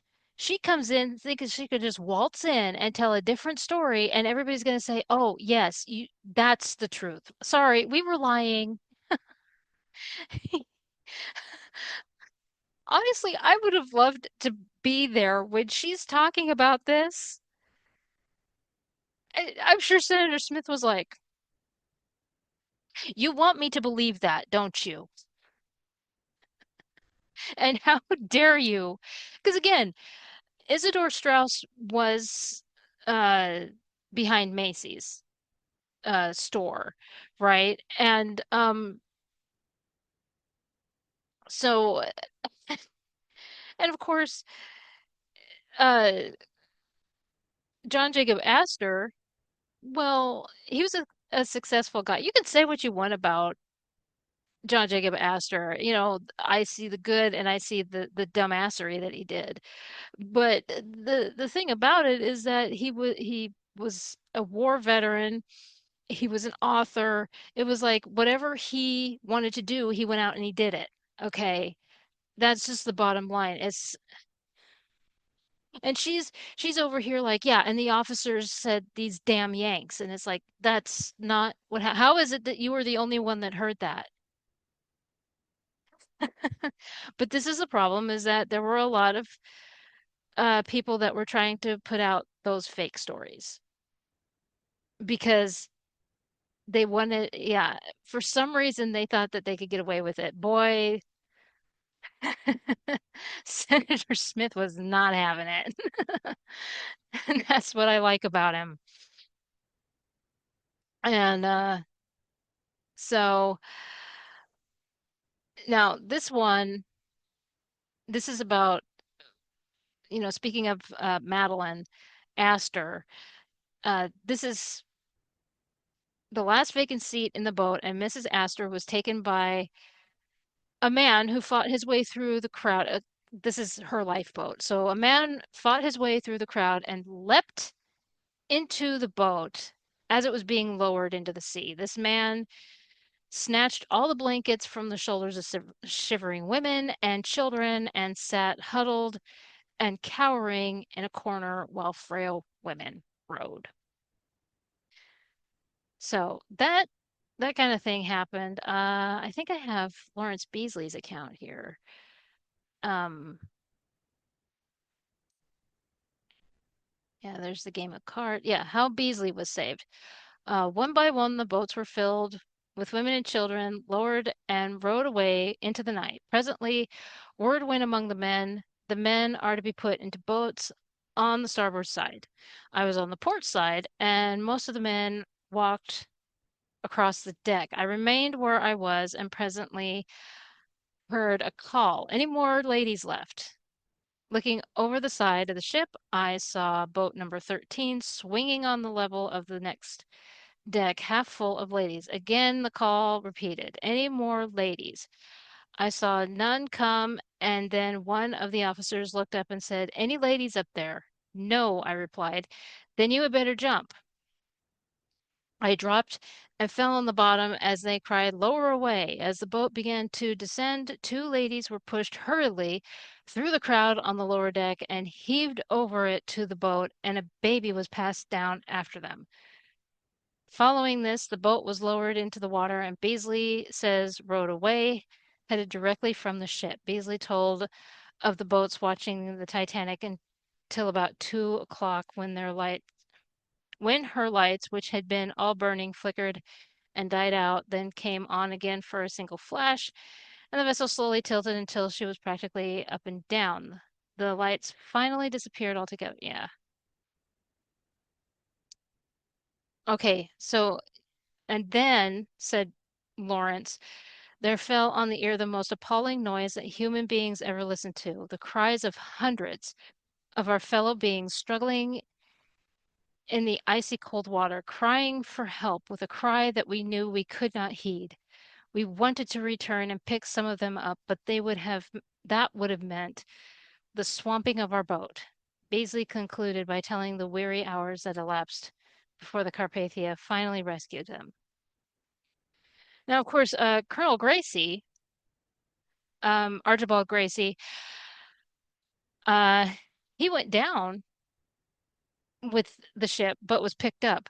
Um, if you're unaware, there were a lot of people who jumped into the ocean, and there was one account that talked about how with those pockets, there's a split second of either you are pushed back up or you are pushed down because he and his brother jumped at the same time. His brother was sucked down and drowned, and he was sucked up, and that stuck with him for the rest of his life. And I, I can't, how do you handle that?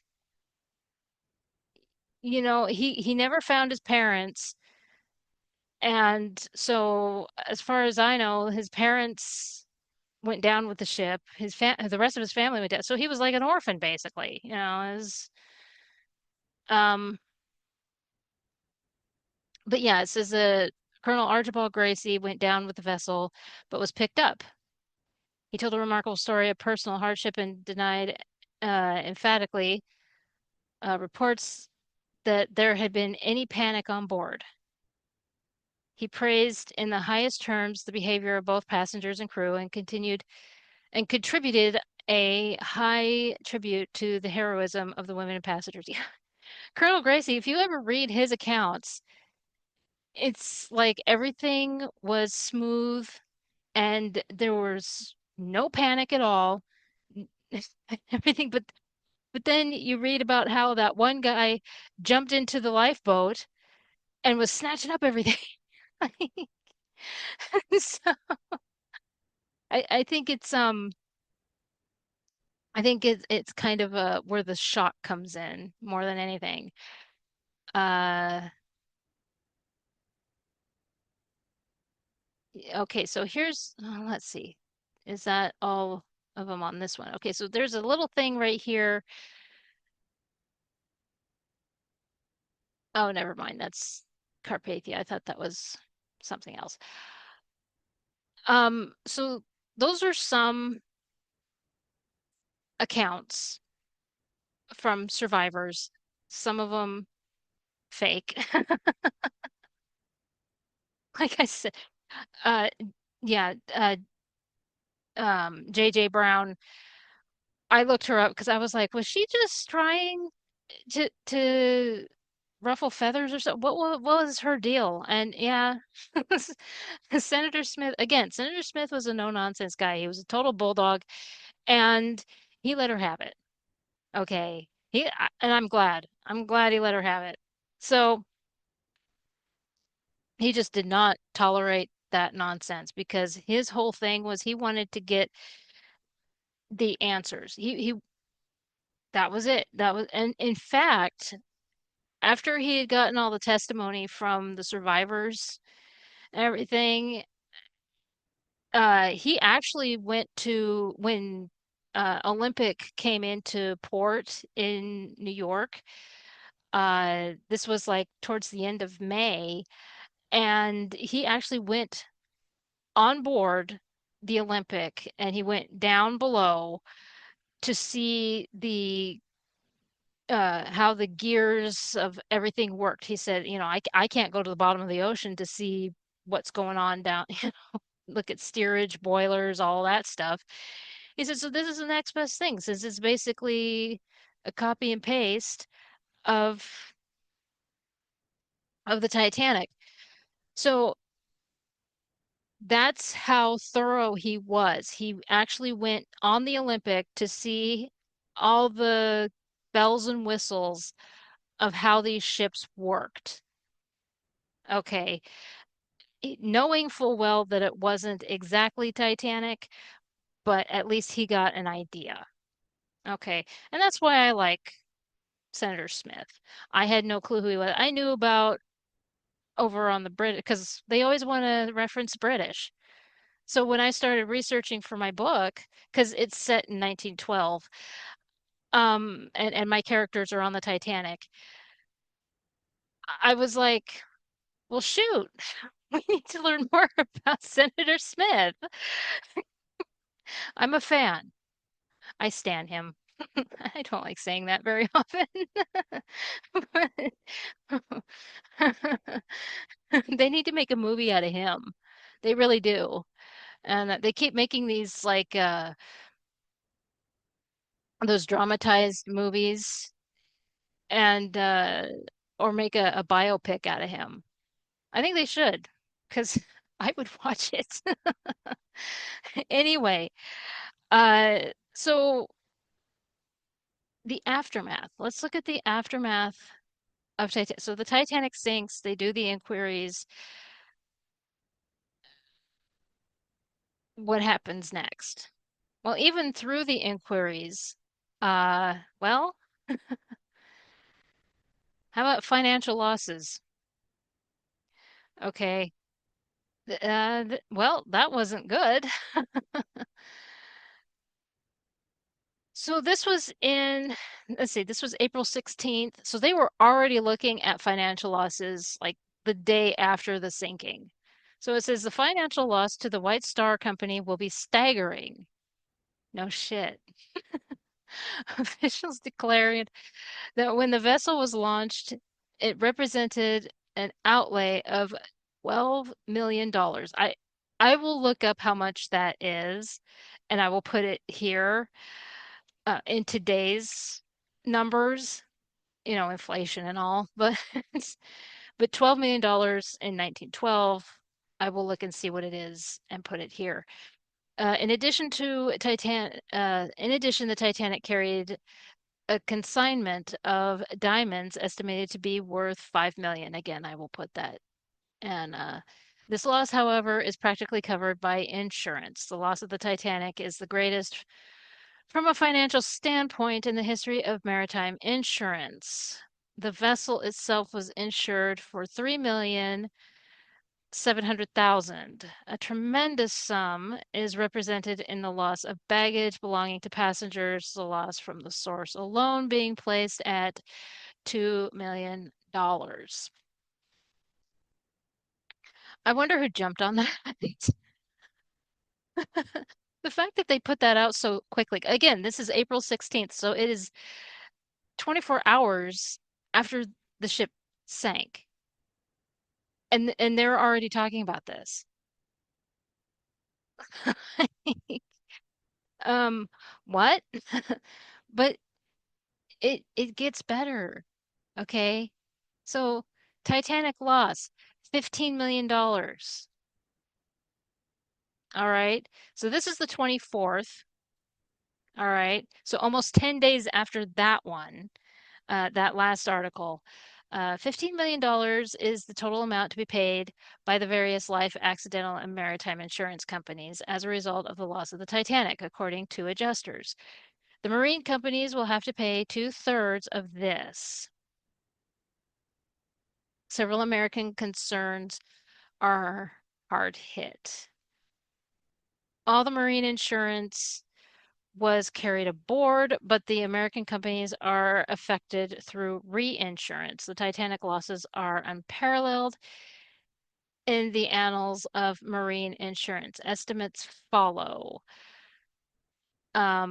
Accident insurance is over $2 million. Life insurance is over $2 million. Marine insurance for the ship is $5 million. And marine insurance for the cargo is $5 million. The total, they rounded it up, it's $15 million.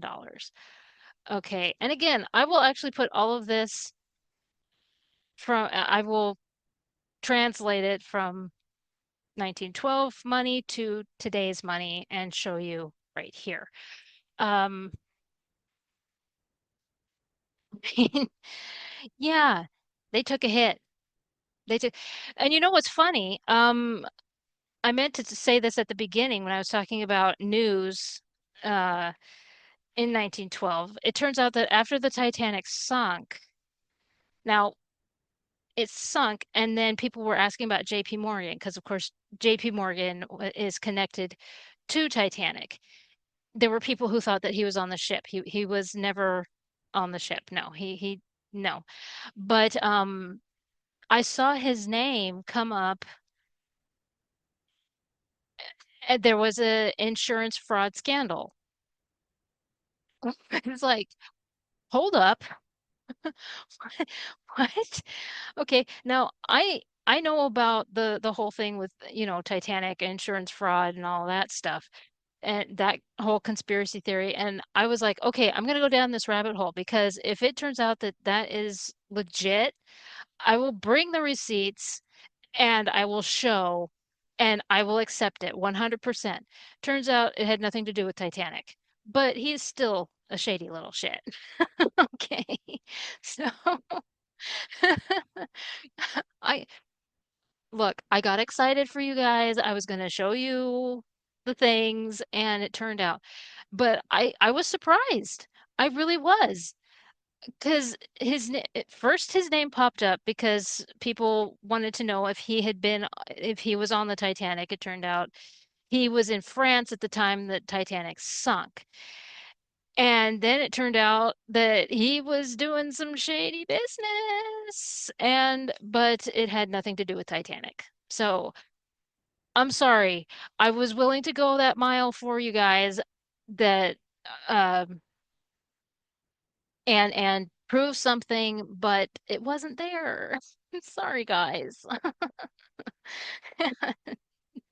And now also with the aftermath, getting back to this,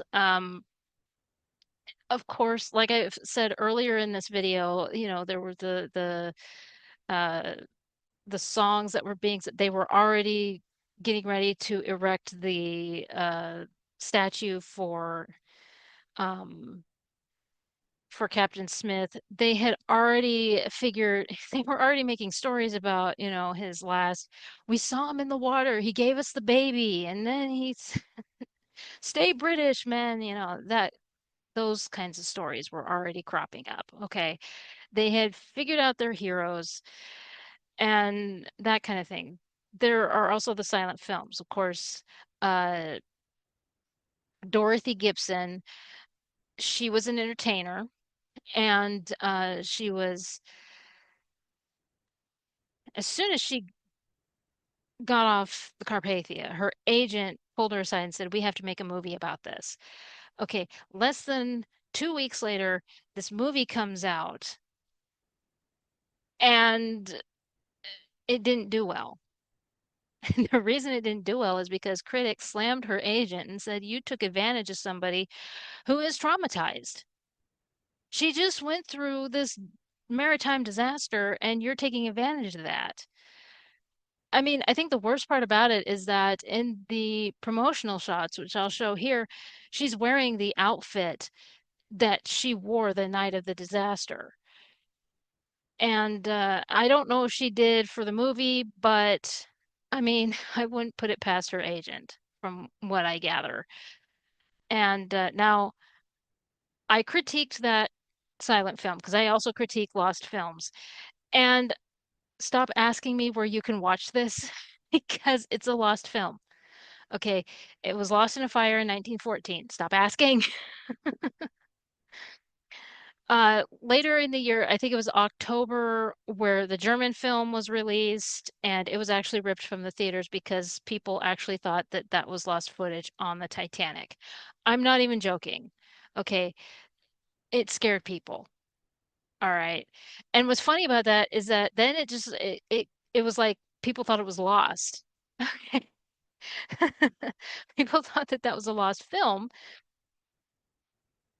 And I think it was like 97 or 98, somewhere along the line. Yeah, I think it was when Titanic, the movie, James Cameron's Titanic, was released. And so there was like, again, Titanic mania came in again, the Edwardian and all this stuff.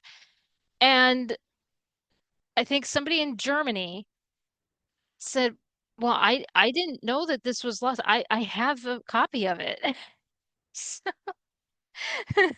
so thankfully we have it. And but yeah, back in 1912, it scared people. It really did because they really thought that it was footage from the actual Titanic. And but but one of the things that uh um one of the documentaries they were talking about was that the lifeboats, the Titanic lifeboats, as they were sitting in the Carpathia, so they were trying to get over to New York, people were trying to unscrew the numbers. So people were trying to get memorabilia even then.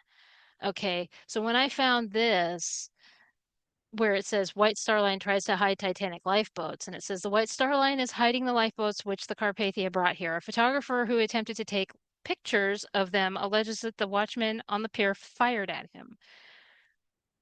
Well, I wouldn't be surprised if that happened. It's evidence because this is April 20th.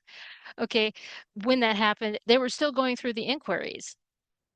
Okay, you're you're dinking around. I don't care if you are a photographer.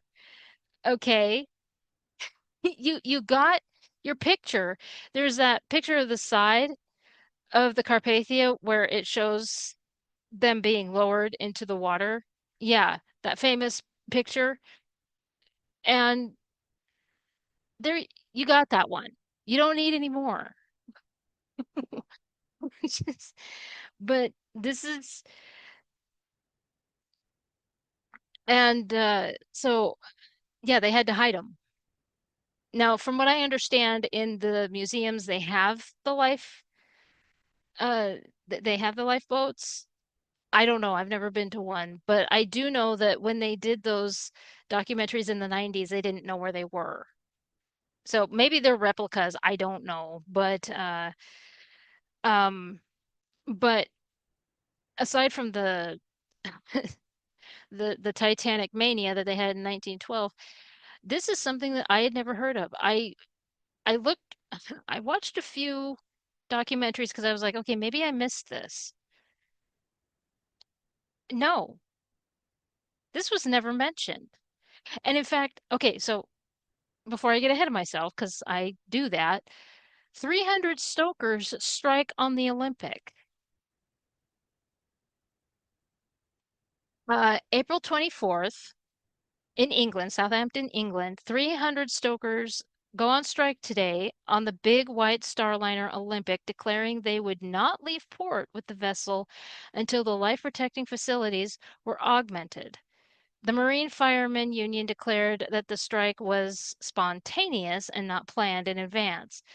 So basically, you know, again, White Star Line was acting like nothing happened, basically. They were Lawsuits were piling up and they were trying to cover it up. They were throwing people under the bus, such as Bruce Ismay and everything. Well, Bruce Ismay had already ruined his career, but they were throwing him under the bus. They were throwing other people under the bus. They were doing everything. And so now their new star is the Olympic. And they're like, no, everything's fine. Well, the Stokers are like, no, you're going to make sure that stuff is safe now.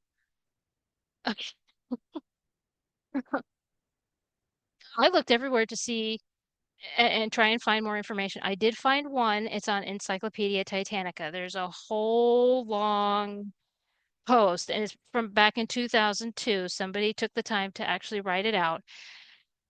Every, uh, otherwise, the internet just wanted to direct me to the coal strike from, that made it so that the Titanic had the cheap coal. I was like, no, I know about that. Stop that. So I will put that in the description box for you so those of you that don't know about this, because there's got to be people that know about this. And but this was news to me until I was looking at these newspapers. I was like, Stoker strike on the Olympic after the why aren't we talking more about this? I, like I have said before, okay, I have watched several documentaries going as far back as the 80s. I remember the one before Bob Ballard found the Titanic, and that one is um, hosted by Orson Welles. Okay, and they were trying to find the Titanic and all the technology that they use and everything. Yeah, to try and find Titanic. I remember that one. I, I remember. So I have seen my fair share of Titanic documentaries. I I don't remember ever hearing about a Stoker strike at all. The coal strike, oh yeah, that's embedded in my brain. So yeah, I will put that in the description box, and I would love to hear from uh those discuss away.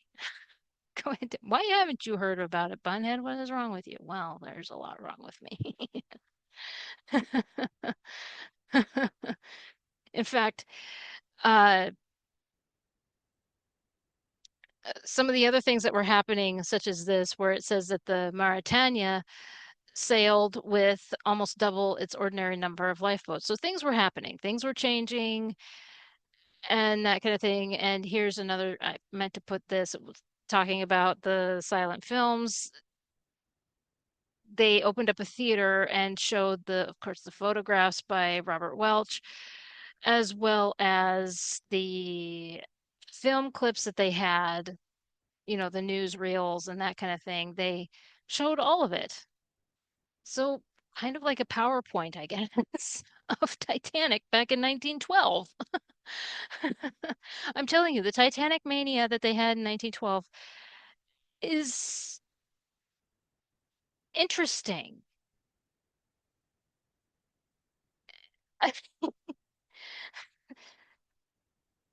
They did this. Now I know about the silent films, and there's a talkie as well. There is one. There is a talkie, uh, and I haven't seen it yet, but I do know about it. But this, this threw me. It was like, oh, so they did a slideshow. They also showed uh the film reels that they had and everything. Again, the obsession blows my mind. You know, because I know about we all do. We know about the Sherlock the Victorians Sherlock obsession and how when the character died, they actually wore mourning clothes, for a fictional character. But I'm sure there's things we do that people are going to be like, "Are you okay? Are you well?" Oh, good heavens. Well, not only did they go into Titanic mania like we do now, they were also speculating. There are theories and questions as to why this happened, such things as Titanic's deathbed is 2 miles deep, which I don't think that's correct. I, but in 1912, that's what they said. And in fact, it says in Halifax, April 16th. So this is the day after. Okay. The deathbed of the $10 million steamer Titanic and those dragged down with it is 2 miles below the surface of the sea. This calculation was made by an officer of the government Marine Department here who finds that depth on the marine chart at that point where the Titanic went down. I seems to me like the coordinates were not correct. If memory serves, the coordinates for Titanic was not correct. But even at that, I think I already mentioned this, but I'll mention it again anyway. When Titanic is, when it floated down to the bottom of the ocean, wouldn't it have moved from the coordinates that were given by the Marconi operator? Wouldn't it, as it's floating, wouldn't it have moved from the coordinates given? I mean, it's also like the wreckage that's on the top, it, the waves make it move. So wouldn't it, I would think.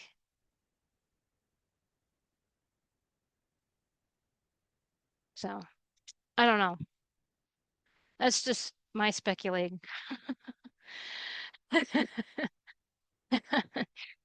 Now, of course, I mean, like mainly I've been looking at the newspapers here in the Pacific Northwest. I will show because I find it interesting. Of course, there was the big debate over if the ship broke apart or not.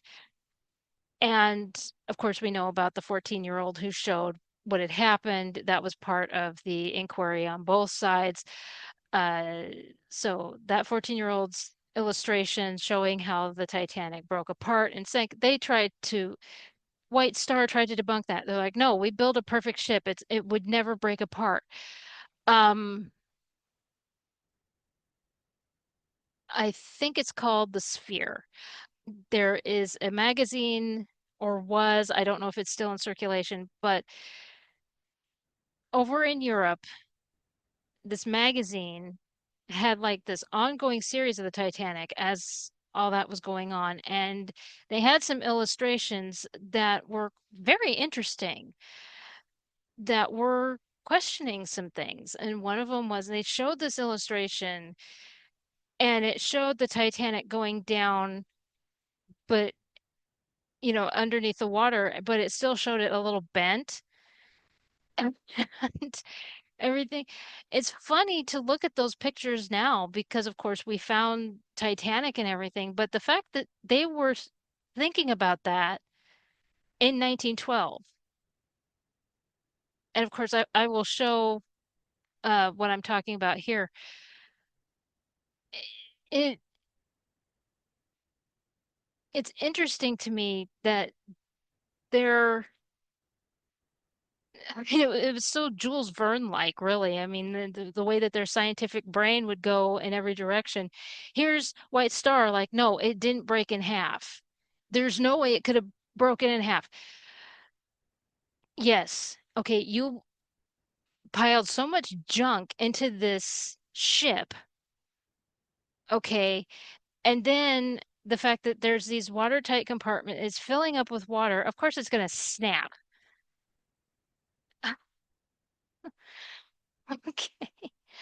I'm sorry. The science of it is there. There's no way it could have stayed together with all the stuff that was in it. When it's got water gushing in from one side, it's, yeah, just, well, I know this video is long, so how about we close on this question from 1912? Can never recover ship or treasure. Okay, so can the Titanic be raised and the $5 million in treasure be recovered? That was the one, that was one of the 100 questions heard on the streets today. Well, of course, now we know the answer to it. I know that Clive Cussler wrote the book, Raise the Titanic. I read the book. I've seen the movie with Alec Guinness in it and everything. The idea of raising the Titanic in full. And of course, in the 70s, they still thought that it was intact. And then I've said before, I was 3 years old when Titanic was found, and the excitement over that, the uh, Edwardian revival that happened when I was three. And one of the first pictures I remember, okay, I will say this because I know that I trash talk the movie a lot, but I remember seeing the movie, and of course, that robot is going across the ocean floor and it shows the porcelain doll head. Okay, when I was a kid, of course, they were putting out book after book after book about Titanic. You couldn't get enough of those books. Okay, they were putting all kinds. And the one picture I remember, and it has never gone away, but that picture in this one book that I remember reading in the school library, and it was the picture of that porcelain doll face. And the fact that James Cameron used that, I remember sitting there and it was just like the memories just hit. I was like, oh my gosh, I remember reading that book. So, so I appreciate him doing that. Okay. Um, because it was mesmerizing and spooky at the same time, the way that the lighting was with the picture and everything else. Um, now,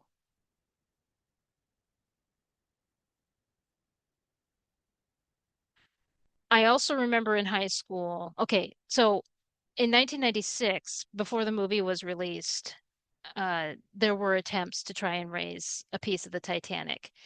The last time was botched so bad that pretty much history committees and societies and everything were saying leave Titanic alone. There's it was uh part of one of those documentaries, where they're saying they're going to go down to the Titanic and everything and they're going to try and bring it up. That whole thing, they masquerade it as a documentary. Yeah, you can see where they screwed up big time. And again, this is in 1996. And I remember when that happened. And, well, then James Cameron's movie comes out and the debate starts up again. Okay. And they're like, well, we need to bring, because everybody's so drunk on Titanic. Okay. So everybody's drunk on Titanic. And then they have the idea, well, we need to bring a piece back. we need to bring a piece up so that people, and it's like on both sides. I remember having this conversation in one of my classes in high school. We need to bring it up so that we have a piece for people to look at and analyze and research. Another person, I remember one girl in the class just said it straight up. She's like, well, we need to leave the Titanic alone because that area is a graveyard. And I saw it from both sides, so I just pretty much didn't say anything. But I remember this discussion, and this debate went on for some time. So when they finally did raise a piece of the Titanic, it was like, okay. And now that, because I think it was earlier this year, I think it was in February, if memory serves, um, where it was shown that a piece of the railing had fallen off. And everybody was saying, well, it had to be because of that pod or whatever, the five guys who died from it or, or who died in it or whatever. No, people, way back in 94, they were talking, no, even in the 80s when they were talking about rusticles. And they were warning us that at some point there's just going to be an orange spot on the bottom of the ocean. Why are you surprised that it's falling apart? It's the rusticles. It has nothing to do with, well, for the most, yeah, it's because people won't leave it alone to, for, you don't need to have tours down there. Okay. You're polluting it, is what you're doing. You're, between the rusticles and people polluting that area, yeah, just leave it alone. Okay.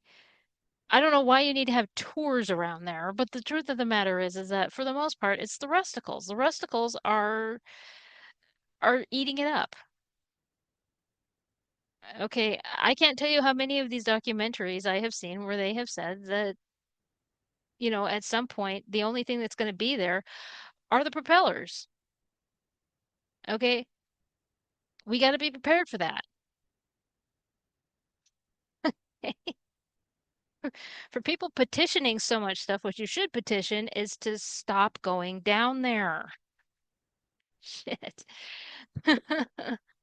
We have enough uh documented stuff going as far back as the 80s when Bob Ballard went there. We have all that. Why do we need more? Okay, you don't need a tour for guys. Why do you need a all right. Anyway, so this says the discussion went back at once to this one wreck, which lost its moor log alongside and turned turtle in Tacoma. So it capsizes from the sound of it in Tacoma Harbor 12 years ago. So in 1900, the boat was never even reached, though several divers tried. Diver Baldwin met his death trying. Baldwin was crushed by the tremendous water pressure. See, and that's another reason.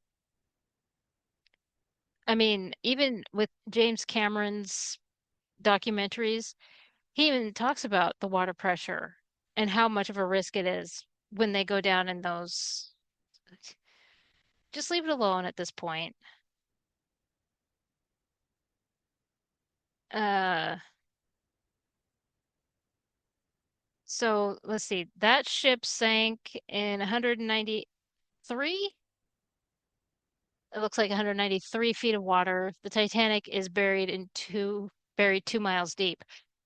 That's what they're saying, but I really don't think it's 2 miles deep. I think it's more than that. So this harbor master says there's no chance of ever recovering. Well, that's the funny part. Technology changes all the time. Technology becomes better and better and better. Uh, Perfect example though is, there's this beautiful painting. I think Ken Marshall did it, and it's of the Britannic. And of course, the Britannic was hit by a torpedo. It's on its side, and there's a big hole in it. And I'm pretty sure it was Ken Marshall that did it. But now before they started doing um, explorations at the Britannic, there was a years and years and years, like decades ago, I'm sure of there was a diving expedition to the Britannic. And so Ken Marshall was just going off of what this individual said he saw. Well, this is the thing. When they did an actual exploration with all the right equipment and everything, that's not exactly what it was. Now, they are saying that it could be because of the water pressure messing with everything. He didn't get crushed like this poor Baldwin did. No, but of course it does affect your senses. So he must have what he thought he saw is not exactly what he saw. So but it's still a beautiful picture. It's very eerie and very well, I like it. I love that painting of the balls of the Britannic. So but yeah, so in closing, official closing, because I know this is long and I appreciate you staying for this whole time. These were this is how the Pacific Northwest covered um the sinking of the Titanic. Now, I learned a few things such as the Stoker strike. Of course, I knew about who doesn't know about Bruce Ismay and what he did, but when I was reading the stuff about uh him and Officer Lowe, it sounds like Bruce Ismay tried to get off more than once. How many times? We'll never know. Okay. But and then of course some new stories, some new survivor stories. And then of course you have the stories from people who just wanted the spotlight, to say stuff about Isidore and Ida, that pissed me off.